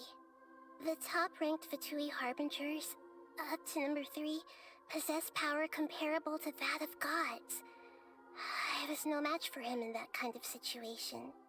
However, in spite of the bad situation, I still managed to make a fair deal with the doctor. I'm sure you remember the entity that changed your fate, the Heavenly Principles. In fact, the Heavenly Principles has been quiet since the Conria disaster 500 years ago. I used this point as leverage against the doctor. I told him that the Heavenly Principles may be awakened if I destroy the Gnosis. Although it's just a bluff, he still fell for it. I assumed that the Heavenly Principles wouldn't just stand by and let such extensive damage to its laws take place. And as for what I exchanged for the Gnosis, the exchange served as both punishment for the doctor, as well as a boon of new knowledge that I couldn't refuse as the God of Wisdom. He still in a coma. I've hidden him like how one would hide a feather. I know you have many misgivings about him, but as someone who had become a god, he has retained a number of very useful features. Don't worry, I'll keep an eye on him and make sure he doesn't do any evil. In addition, there are still some mysteries left in him. Some things may be very clear from my perspective, but he is still yet to understand them himself. His future will be determined by fate. Is that where you're headed next? Fontaine, the nation of justice? As far as I know, that nation operates in a judicial system. Does their Archon personally judge people?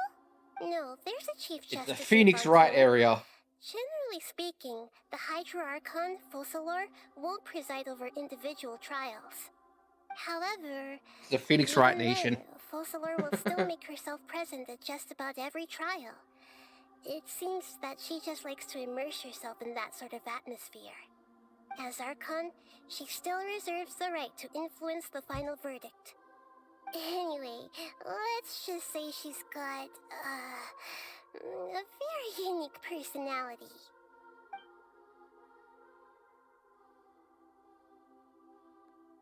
Are you sure? Huh? About your brother. While you were resting at Gandharvaville, I took some time to perform an Irminsul search for information on your brother.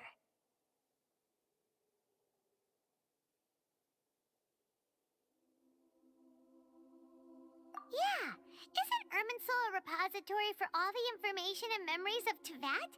So there shouldn't be anything on her or her brother. This is true in your case. Irminsul indeed does not have any information on you. However, there must be something different about your brother. Because as it turns out, the world has recorded information on him after all. What? Nani? There's only one possible explanation. He belongs to this world. Is that possible? We journeyed to see the stars all our lives until we came here. They could possibly hail from Teyvat. So not up. Is there something wrong with my memories? Or is this world just something to do with him? Nothing about this makes any sense! Wasn't this your first trip to Teyvat? According to the records I was able to access, your sibling suddenly appeared in Conria. After the Conria disaster, he began his journey through the 7 nations of Teyvat. But just as his journey was about to reach its conclusion, the Irminsul records on him suddenly become fuzzy. What do you mean, fuzzy? Did something happen to him? All I know for sure is that somebody, for reasons only they can know, is deliberately obfuscating his fate. And whoever it is, if they can do that, who knows what else they're capable of. But even that wouldn't explain how he somehow comes from this world. Something else I noticed was that according to these records, the Fatui have not classified your sibling as one of the Descenders. What's a Descender? Paimon's never heard of it. Look, I'm sure you must be curious about the information I received from the Fatui in return for my gnosis, right? A very important part of the intel was about this world's Descenders. External beings, ones that don't belong to this world. Traveler, you are Teyvat's 4th Descender. Huh? So the Fatui count 3 other Descenders before the Traveler, and her brother isn't even one of them? That's right. My current hypothesis is that the first Descender was likely what we now call the Heavenly Principles. As for the other Descenders, I still need to verify their existence. It could take me some time. Paimon's head's about to burst from all this crazy new information. And yet, even knowing all this, I'm sure you must still have a lot of unanswered questions. I must say, I truly regret that I can't help you more as the God of Wisdom. There are many questions in my heart as well. I will need some time to go through each one of them. And soon, You'll also begin your journey anew and depart from Sumeru. I'm very interested in your future. It's a journey that can't be observed or recorded by this world. If fate is the ultimate knowledge, then your future will be the ultimate fate. I'm sure glad we got to meet you, Nahida. The pleasure is all mine. I can't thank you enough. Alright, that's enough talk for today. If you ever miss me, just close your eyes, and maybe I'll appear in your dreams. It's finally done. I can finally do the event quest. Hey! Doesn't Mondstadt celebrate the Windbloom Festival around this time of year? You must have a whole bunch of questions after our last conversation with Nahida. Paimon was ready to ask her a million more questions, but didn't want to seem too pushy. The text is overlapping each other. Lots of good memories from the last one. The sweet scent of flowers on the breeze, the sweet smell of tasty snacks on the breeze, the feeling of the breeze on your face? The only downside was the lack of commissions. Like, about these descenders. So, does that just mean people like you who come traveling to Teyvat from someplace else? They all just overlapped each other and completely ruined it.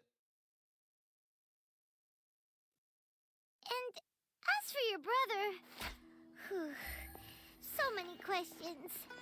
Let's go find Nahida. A 3-star wish. We can find out. Make it through the tree branches? He didn't make it through the tree branches. Finally start the event.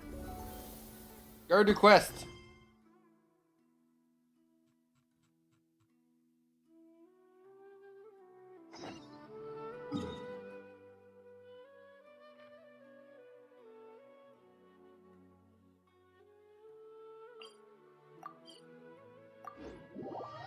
It's finally the event quest underway.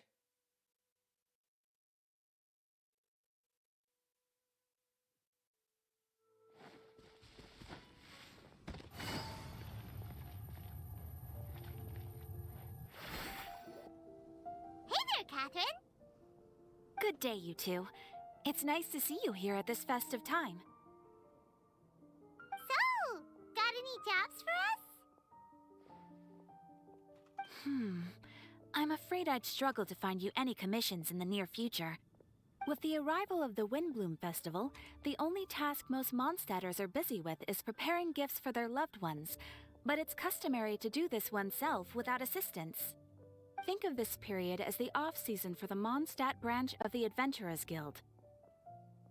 Spring is here, love is in the air, and everyone wants to relax and enjoy themselves.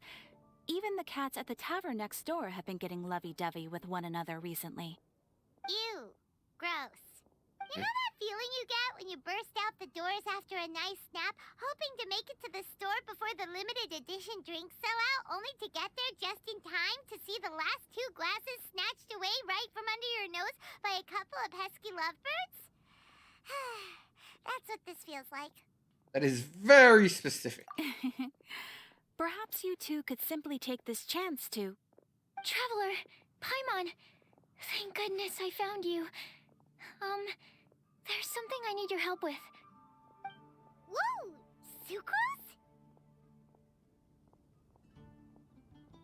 What is wrong with you? That's no way to greet a friend we haven't seen in so long.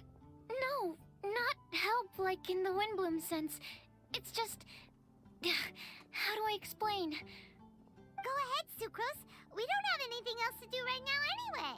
Phew. Okay, here's the situation.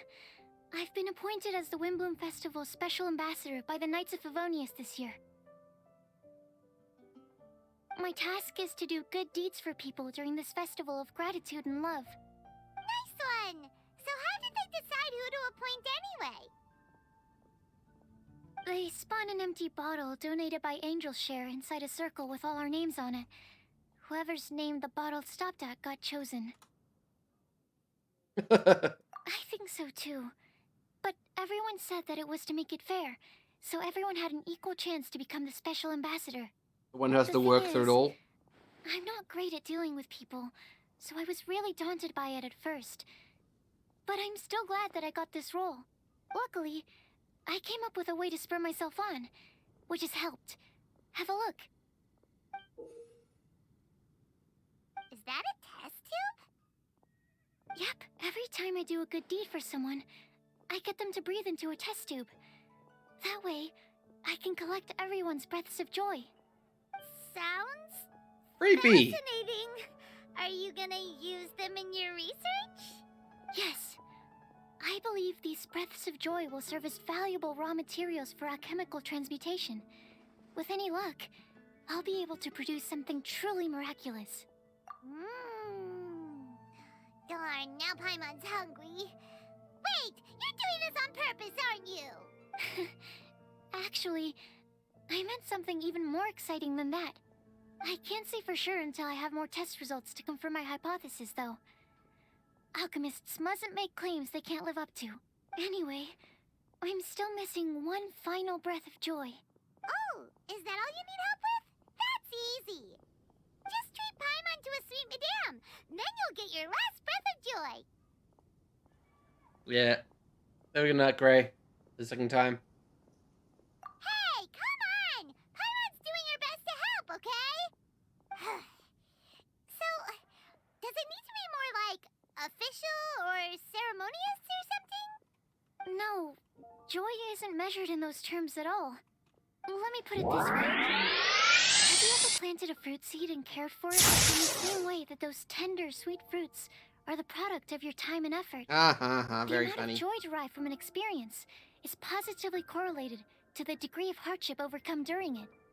For example, in my case, I would say that to experience a statistically significant amount of joy, I'd have to do something like spend 6 months developing a medicine formula to a point where it was finally consistently effective. Similarly, in order to collect a significant amount of joy from other people, I have to find ways to do something sufficiently challenging on their behalf. Oh, Paimon gets it now. Long story short, you want us to help you find people for you to help. Oh, that's pretty tough given that it's the Windbloom Festival and all. Oh, I figured since you're such experienced travelers, you might have some ideas. Really? You have a plan? Well, if she's in, then Paimon will help too. With the talking, anyway. But, if things don't work out, can Paimon still get that sweet madame? No. Oh, come on, Traveler. This is a festival of gratitude and love, after all. How could you refuse? Excuse me, Sucrose? Could I borrow you for a second? Package for you. Oh, sure. Be right back. No. Wait, is that who Paimon thinks it is? That's Kale, right? When did she arrive at Mondstadt? Let's go say hi.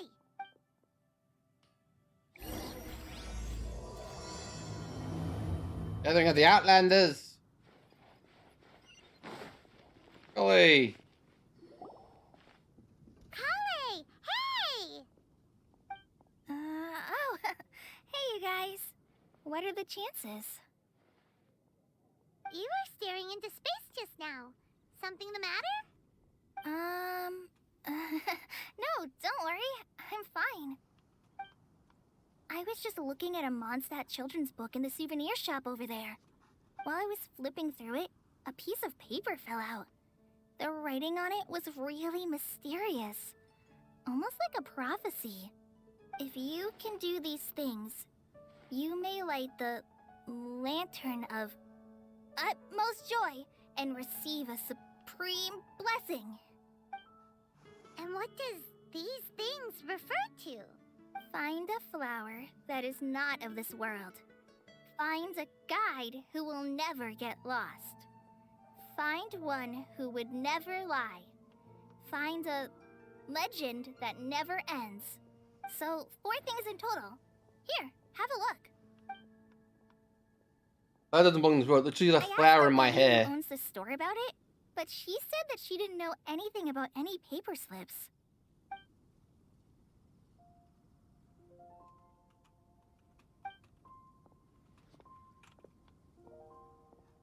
Hi there. Sorry to butt in. but what's the name of that storybook you just mentioned? Oh, it was called The Boar Princess. That is strange. I've read that book, and it sounds like that note you found has no relation to the story at all.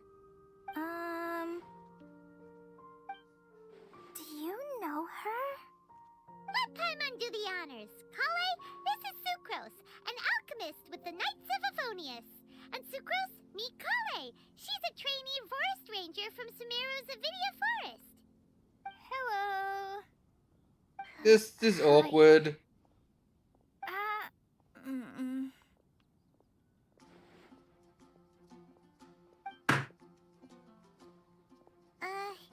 This is getting awkward fast. They're both so shy. So, Sucrose, what are your thoughts on this prophecy? Could it be real? Without having done any research, I couldn't comment definitively. But if you want my subjective opinion, I don't think that it's a nasty prank or anything. The only people who read children's books are those with a childlike wonder and imagination. Or children, of course. I'm sure that whoever put this prophecy there would understand that. Would they really do this just to spread lies and ruin someone's innocence? I can't imagine anyone being so cruel. That's a great take. Oh. I love it. Exactly. Who would want to hurt a child's feelings? Okay, so what do you think the blessing is, Sucrose? If I had to guess, maybe a fairy that can make people's wishes come true or something? I haven't read many fairy tales, so this is pure speculation. With no other information on hand or prior research to compare against, I'm afraid it might not even be worth considering. Wow! Her guesswork is really good, though. I want to pick her brain some more. She wrote it, didn't she? Probably likes like writing Mind fan if I fictions. keep asking her questions? We've only just met after all. What's the best thing to say to someone you're meeting for the first time? Well, yes. I mean, if possible. Then, what would you wish for, Kale? I'd wish for a better personality. Uh-huh. Huh? You can't waste it on that. You've got a great personality already. That's very kind of you. But if you know me like I do... Kale! I know that voice! It's... Run, Amber, run. Kale! Whew. You made good time, huh? You're way earlier than I expected. I spotted your green hair way off in the distance. Good thing my eyes are sharp, or I'd have missed you. Amber! Have you been doing well? Did you finish all the pita pockets I brought you last time? You bet. They're getting yummier each time you make them. Huh? Wait, remind Paimon, have you been to Mondstadt before? Mm-hmm. Kale's one of the saddest backstories in the game. A long time ago, I had a lot of help from a lot of people here in Mondstadt. So ever since my Alizar got better, I've been looking out for an opportunity to come back to Mondstadt and tell them all the news that I've been cured. Thanks. If it's okay with everyone, why don't I take Kale for a walk around town? I'd like to show her some of the places she didn't get to see last time. Of course. Fine by me. Sure, go right ahead. Sorry, Amber. I agreed to meet my traveling companions by the city gate in a few minutes, so I can't go with you just yet. Oh, that's all. In that case, you guys go rest up, and I'll go see Master Jean to ask for some time off. Oh, okay. She was just gonna go without asking for time off. Traveler Sucrose, could you look after Kale for now? I'll come get her later and take her out. There's still a whole bunch of people I need to introduce her to. Sure, no problem. Awesome. See you later then.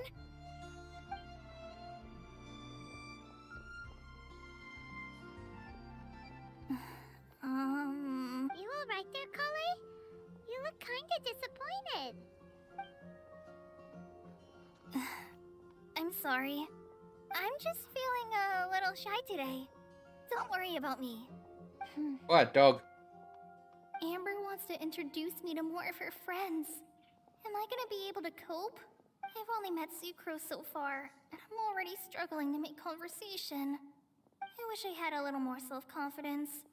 Then I'd find it much easier to make friends with people. It's nearly time! Let's go to the gate and see if they've arrived. Maybe Tignari and Sino, isn't it?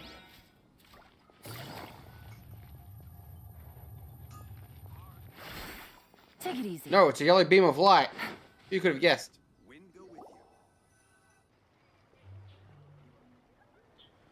It's Tignari and Sino.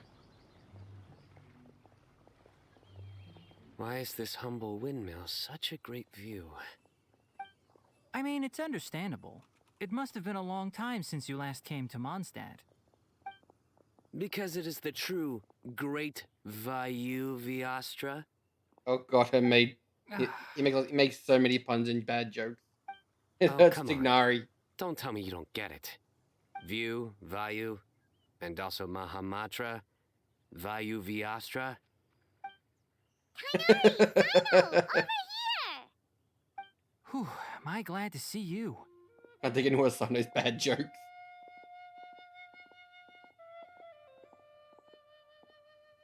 And who's this young lady? Master, this is Sucrose, an alchemist with the Knights of Favonius. We just met. Sucrose, this is my teacher Tainari. He's a highly respected forest watcher in Sumeru, and he's also a very famous botanist. Kale's exaggerating. I'm Tainari. Pleased to meet you.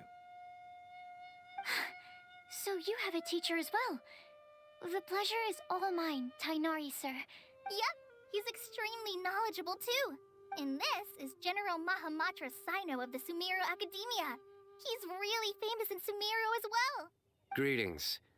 Though if I might say so, we're purely here for personal reasons. You needn't be unduly concerned with our official positions. And Kale, there's no need to use my full title. Sino is fine. Or sir, if you absolutely must. Indeed. We're not here in an official capacity, just to keep Kale company on her vacation. Keep me company? But it was you two that insisted on coming. Kale is very important to us. We felt obliged to ensure her safety on the long, treacherous journey to Mondstadt.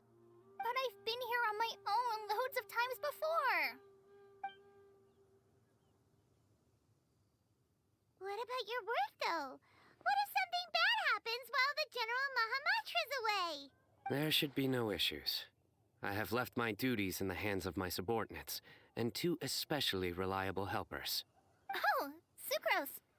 What were you saying about you having a teacher as well? I was just going to mention that I think we're in a somewhat similar situation. I'm an assistant to Mr. Albedo, Mondstadt's genius alchemist. Oh, please, Sucrose. Genius is an unnecessary epithet. It will serve only to leave an exaggerated impression of me in the minds of our guests. Pretty sure he's actually a dragon. Mr. Albedo, but it is an objective truth. Hey, Albedo's here too! Welcome to the cult, everyone!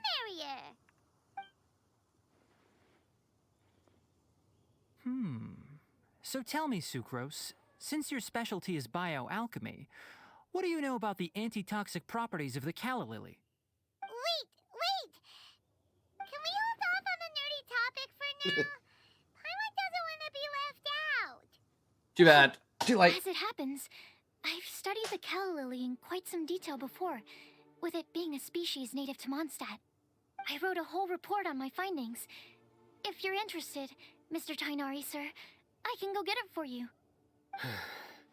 Go nerd out in the corner. We're supposed to be here on vacation, and you're already thinking about how to improve your herbal medicines? Also, I thought we'd agreed to take on new identities for this trip. What new identities? Mine was Adventurer Sino, skilled desert explorer. Tainari's was technological consultant to the treasure hoarders, and Kali's was traveling musician. And you find that sort of roleplay fun? Very much so.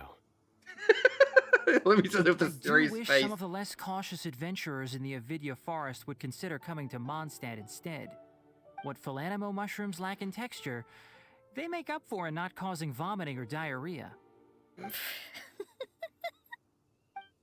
Are you contemplating using some compounds from the calla lily as active ingredients in a targeted antidote? Yes, I gathered a few on the way here, and my initial research suggests to me that it could be worth a try.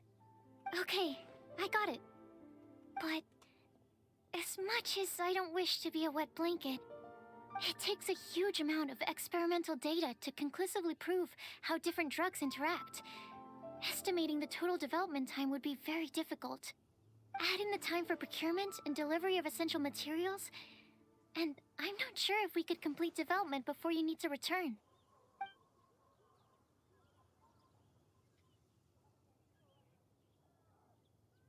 Then please, allow me to help. Mr. Albedo. Apologies for my tardy entrance in the present discussion. I understand you're looking to make an antidote for poisonous fungi, correct? If you happen to have some samples with you, or relevant documentation on hand, perhaps you might give me the chance to review them later. But before that, I invite the three of you to look at this. Accommodations.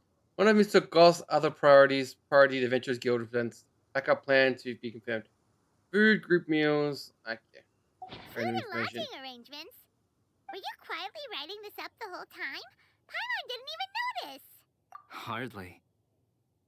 Rather, I should apologize for interrupting a serious discussion between trained professionals, especially after they've traveled so far to be here, when I myself am neither an adventurer, nor a technological consultant, nor a musician. Nevertheless, I would encourage you to have a knowledgeable local arrange your detailed itinerary while you're in Mondstadt. Take a look, and should you find anything here to be objectionable, it can easily be adjusted. This is too kind of you. These arrangements are quite excellent. It looks great! Even Paimon feels like tagging along for the food and board. That's why it's called tagging along! Very comprehensive. The adventurer, technological consultant, and musician all approve. Keeping up with that. Just one thing. We'd like the chance to cook as well. Why don't we change the group dinner to a camping and cooking trip? I'll help pitch the tents. I can help too. And Paimon will take her to Good Hunter to order some starters. Mondstadt's cold cut platter is not to be missed. Great, then it's decided. Sucrose and I will bring the three of you to your inn for a quick rest. You two, let's meet by the lake this evening. Welcome to Mondstadt. Hope you enjoy the Windbloom Festival.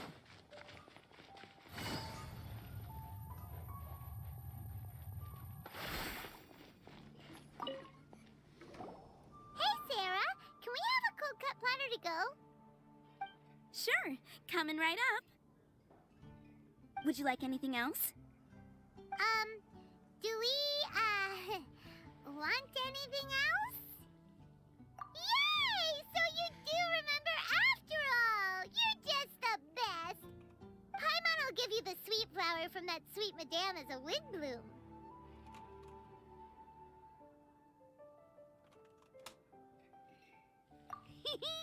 No need to worry about that! Paimon can make room for good food.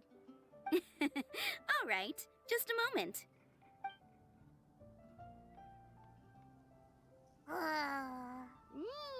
That was great. If that was a Windbloom treat, then Paimon wishes it could be the Windbloom Festival every day. Shut up, Paimon.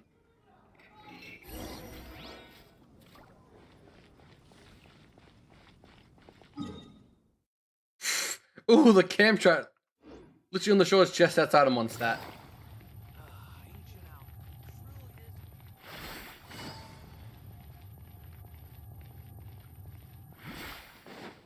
Could have taken him further. how much of thingies out here. I set up a Sumeru tent here. I think at the lead. Oh, no, not leaves, actual canvas. All right. Looks like we're all here. Not at all. We just came early to set everything up, since we happen to be free today. Kale put up the tent so quickly, but still managed to tie very sturdy knots. You can really tell that she's a professional. I didn't do much apart from passing materials around. Thanks. It's all thanks to Master and Sino. They taught me everything I know. What can I say? For a skilled adventurer, this is just another day on the job. Are you quite finished? Or were you going to sing each other's praises till the moon rises? Come on, let's all sit down.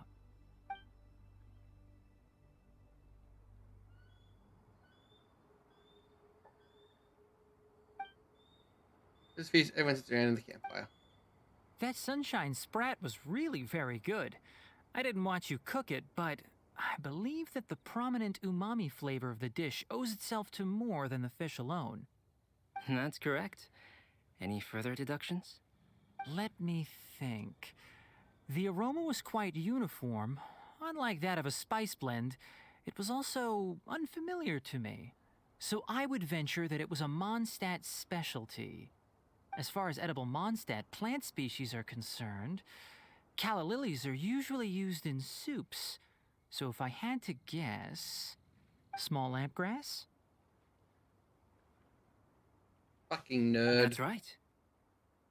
I've long heard that Sumeru's fish with cream sauce is noted for its gentle texture, which brings out the tenderness of the fish. Here in Mondstadt, we're not quite as varied in the use of spices as in Sumeru, but the principle of bringing certain distinct flavors to the forefront through combinations of natural ingredients is very much the same. I liked it a lot. I'm curious as to the exact ratio of ingredients. I'll write a copy of the recipe for you. Would anyone like to try the nutrient-dense meal I made? I'll have some. What about you, Kale? It doesn't look like you've eaten very much. Is your appetite low at the moment? No. I just don't eat a lot normally.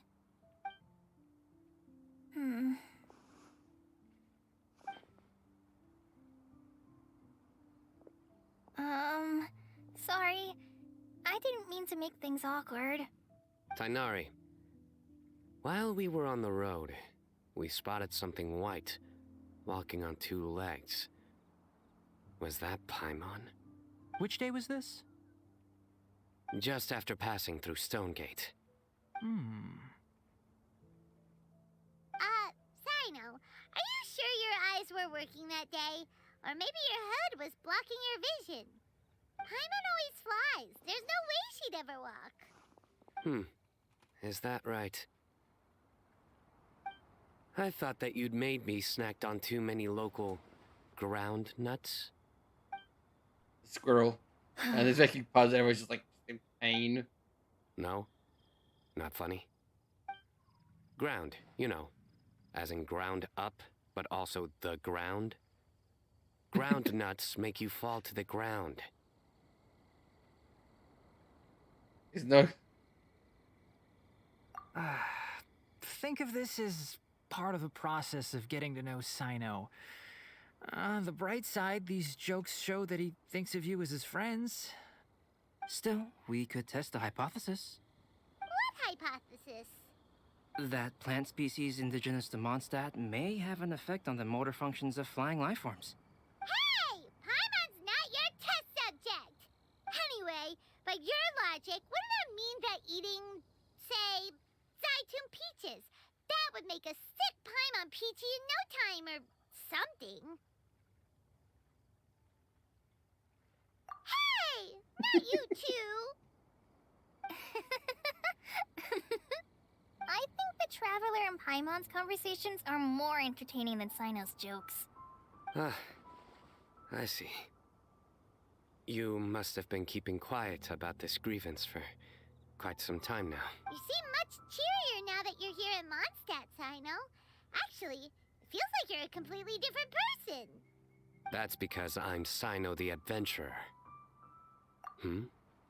It's not? In fairness, you only saw him in his work mode while you were in Sumeru.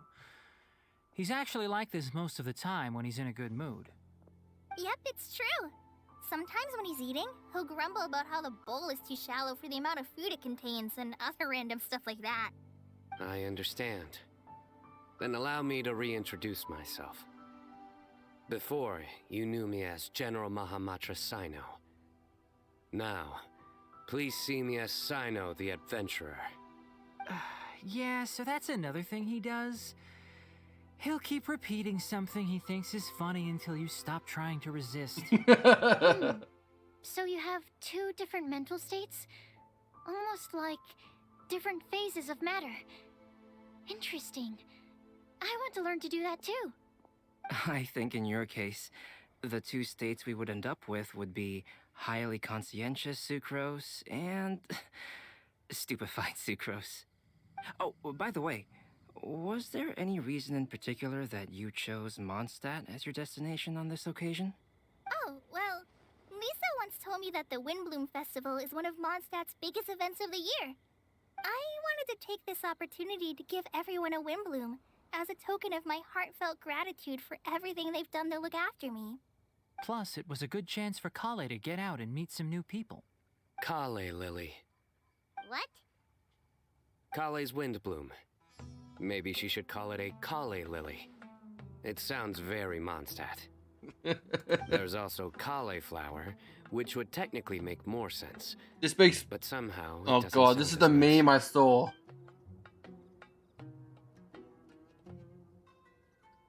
Moving swiftly on. Wow, he just completely ignored the joke and carried on the conversation. Guess sometimes that's the only way forward. Sumeru's been through some major changes recently, and things at work have only just started to calm down. I don't get many opportunities to take a vacation, and this was a chance to join Kale on her trip while also learning a few things about Mondstadt's flora and fauna that I'll be able to pass on to my peers and students on my return. Two birds with one stone. How about you, Sino? I came to ensure Kale's safety. That's just an excuse. Plain and simple. He's here to play cards. Also, there's the matter of there the it Genius is. Invocation TCG custom-made card back. There it is. So you did have an ulterior motive. Have you all played Genius Invocation TCG before? I have. And that is why I am proud to call you my friend. When I first began contemplating getting a new card back, I asked around before eventually deciding to ask the legendary Mr. Kaltz for guidance. A friend of mine, Sawada, whom I played cards with on occasion, had been to Inazuma for the Irodori Festival. He told me that Kaltz was a Mondstadter, so I should try my luck there. Kaltz? Isn't that... You mean, he's a friend of yours? So Nice good. to meet. So, you came to Mondstadt in search of Kaltz. He is Kaltz. No, that is inaccurate. I came here principally to protect Kale. Yeah, sure you did. You most certainly did not. Kale's been here on the quiet numerous times, and this is the first time you felt the need to join. Not only me, same applies to you too, doesn't it? If my writer friend were here now, I'm sure he would describe this curious coincidence as having the makings of a good story. It's always a pleasure to meet a fan. Oh, here he comes. Wait, you mean you're Mr. Kaltz? Having my new friends address me by my pen name feels somewhat unusual. Please, just call me Albedo. Huh. So you're Kaltz. Sino's been talking about you non-stop recently. He's intent on getting you to design a bespoke card back for him. You didn't have to say all that. I don't usually take private commissions, but... This is fantastic. I believe that we are friends now, all of us. Our conversations have been deep and interesting, and Sino, your passion for this game is indeed one of a kind. I can see it in your eyes. Obviously. And given that you've come all this way from Sumeru to see me, I'd be quite honored to take this commission. He draws, he paints and draws a lot. His pen and his like artist name is Cax. I feel the same about yours. Well, they definitely have different personalities, but they're similar when it comes to their character. So, how much should I budget for the timeless masterpiece you will produce for me? Surely, timeless masterpiece is something of an overstatement. Any artwork fit to appear on the reverse of my card decks is by definition a timeless masterpiece. Hey, great, you're supposed to go on the bed again. Don't mind him. These TCG nut jobs are all like this. I see. So, this has an almost religious significance. Well, for starters, I'd like to hear a few more of your jokes. Oh no. What have you done? Jokes? You like them? I do. Really? I didn't see you laughing. Oh, did you ask for it? Yeah, well, the joke's ability to induce laughter is... I'll hit very hard. ...doesn't matter, but I certainly find them fun. If I might interrupt, does anyone else smell something strange? My nutritional meal! Will it be okay? Should we go over and take a look too?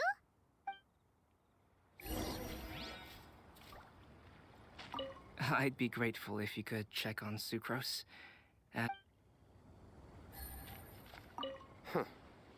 So, a good joke is not necessarily required to make people laugh at them. Oh god, no, Sino, that's not a good takeaway. Well, Albedo and Sucrose were delightful, but this was still an exhausting meal.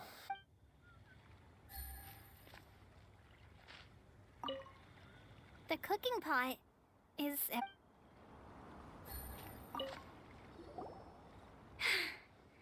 Only the base is burned. We can still use the cooking pot. It just needs a bit of a wash. Good thing Tainari's nose is so sharp. Has he been in this kind of situation a lot before? I know, it's just... I'm sorry to disappoint Sino. I guess we'll have to do this again another day. Oh, yes. I'm not sure if you've noticed. Kali seems a little... depressed. I noticed she was in a low mood when everyone was talking. Remember that note she received?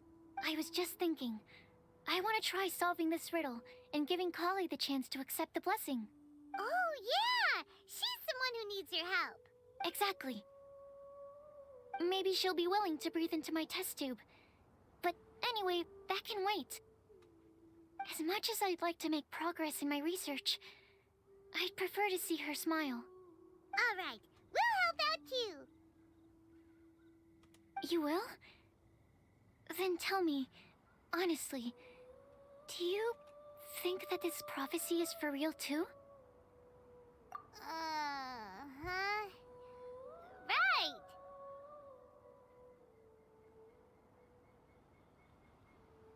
Alright, let's meet at the alchemy crafting bench in the city. I've got some thinking to do in the meantime. We're back.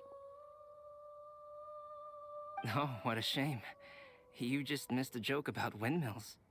Stop, please. I don't need to hear it a fifth time. Die. That bad, huh? Well, now Paimon really wants to hear it for some reason. Didn't you say you want to see the Dragon of the East at some point? When are you going? Tomorrow morning. And you? What are your plans?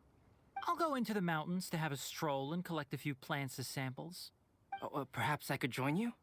I'll be looking for inspiration for these card back illustrations. Found you! I knew I was onto something as soon as I saw the fire. No. Wow, you have really sharp eyes. That's an outrider for you. Uh-oh.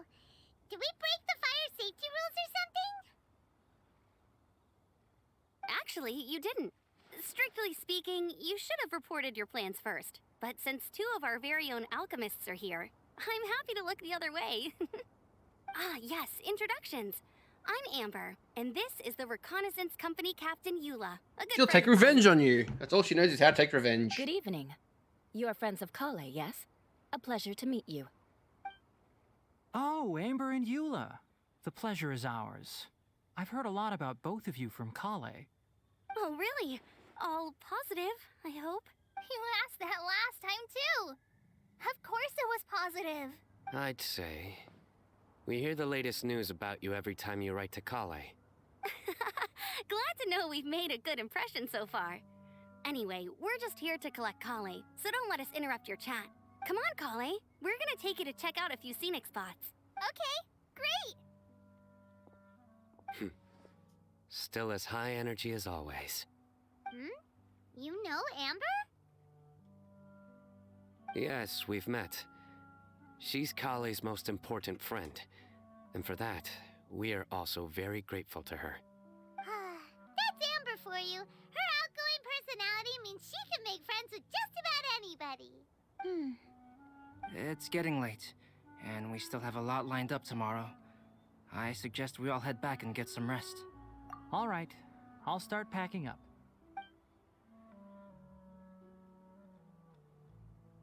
You're gonna get the tone-deaf bard to check out that note, aren't you? Guess Paimon knows you pretty well, huh? Knowing him, he should be hitting the taverns around this time. We can go corner him and make him answer our questions. Let's move!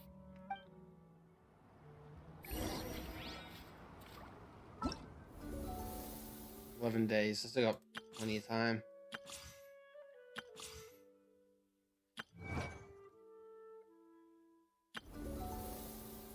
I haven't even looked at any of this stuff yet. I think I'm still doing like the introductory story quest.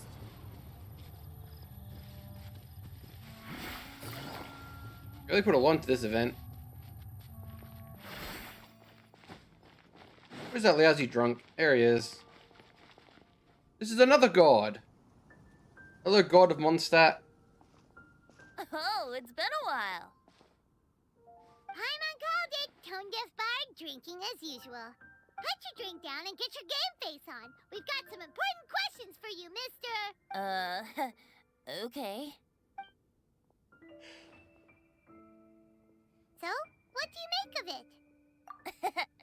Aren't you forgetting something? It's the Windbloom Festival right now. You can't just go around asking people for help so blatantly. Well, if you won't tell us the answer, could you at least tell us if this thing's worth a shot? Sounds to me like you want a hint or two. A fine answer. The person who wrote this prophecy is very powerful. If you manage to solve the riddle, good things are sure to happen. Also, I happen to know where this lantern is. Once you've found the 4 things, I'll even write the location down for you. Isn't that generous of me? Whatever. We weren't expecting much from you anyway. You can get back to guzzling wine and blowing wind now. Oh, woe is me. Paimon sees me as nothing more than a drunken wastrel. There are actually a great many things that we bards are required to do. It just happens that enjoying life is the most important one. Once this is over, would you like to join me for a drink? You know, a favor for a favor.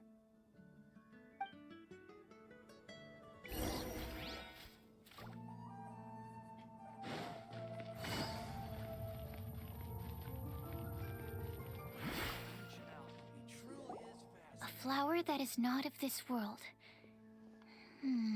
Not of this world. Sucrose! We've got some good news and some bad news. Which would you like to hear first? Let's have the bad news first, I guess. Huh? Really? Don't most people usually want to hear the good stuff first? Oh, alright then. Basically, we went to Windrise to divine the breeze. The wind said that the prophecy is real and that your idea is a really good one. That doesn't sound like bad news. So what's the real bad news then? Paimon ate the bad news!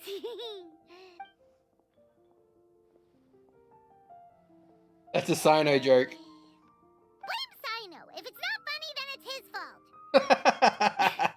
It's fine. Well, that puts my mind at rest. Now, back to the other issue I've been mulling over. I was thinking about the flower that is not of this world. It could mean a human-cultivated variety that doesn't occur in nature. But that's basically claiming that it doesn't come from this world in the first place, when actually it's just a variant of an existing breed. I have a flower in my hair that's not from this world. The initial question is, can the flower's origins be traced back to a natural organism? If so, it cannot be correctly described as not of this world. But then, supposing we identified something outside of that category, whose job would it be to decide whether it belongs in this world or not? Then the question becomes, do of this world and from this world mean the same thing? Or is it deeper than that? Whoa, slow down! Paimon's head is already starting to spin. Okay, I did have one other line of thought as well. What about a flower created using alchemy? Would that be not of this world? Albedo may know the answer, but asking him right away would be like asking the teacher for the answers to your exam paper. It would render our search for the truth meaningless. I'd rather try and figure this out for myself.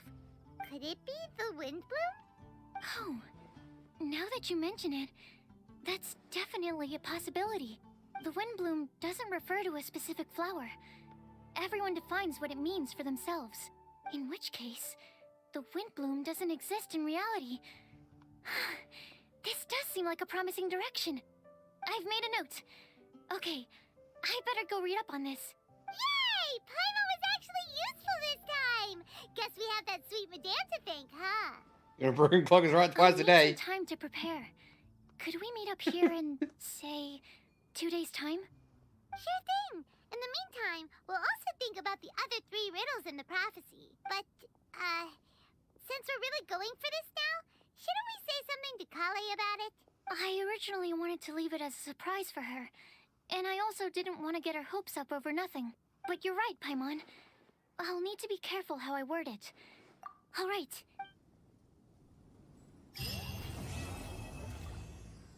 Excellent. And all the quests now active.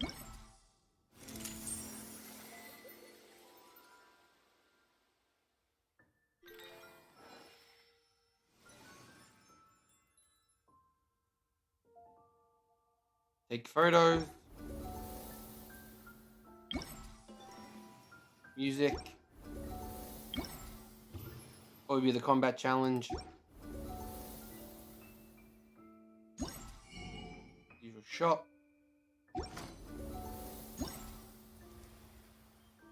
And this is the main story quest ones. That's for tomorrow. I've done the start of the Wind Bloom Festival.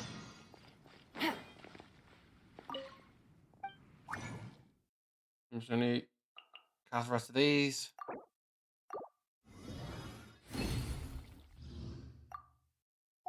Should be all my dailies done for today. I got my IF doesn't go to the counter.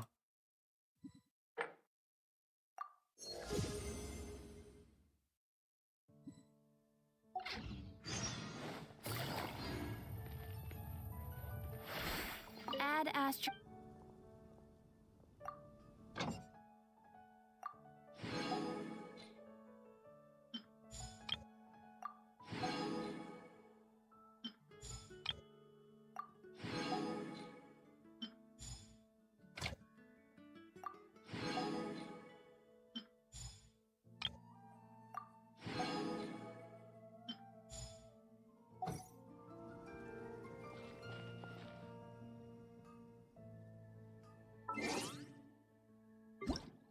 My daily check-in, daily check-in. You do this at the start, not the end.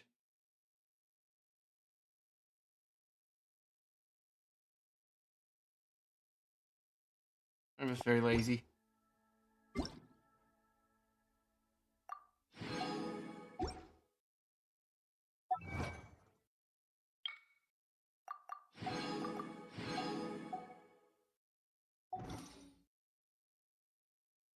Okay then, so I mean, let's do standard wishes. Will I get a 5-star and 2 wishes? Nope. Again. Nothing. Nothing I can afford anymore. No, not at the moment. Wait, there would be something actually. There's something in my book actually. Another standard wish. Until then, thank you all so much for coming. Since I have so many people here, I will be looking for a raid, so stay tuned while I find someone to raid. Well then, sit tight.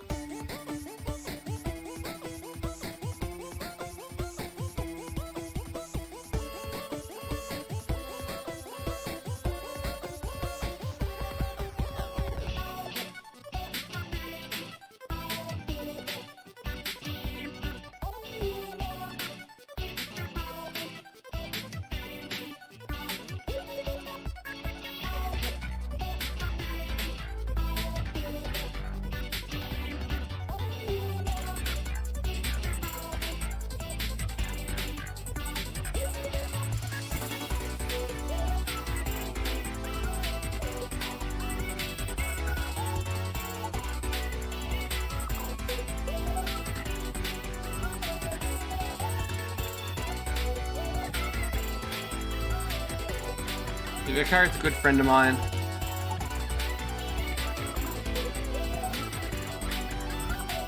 I'm currently doing a big raid thing now.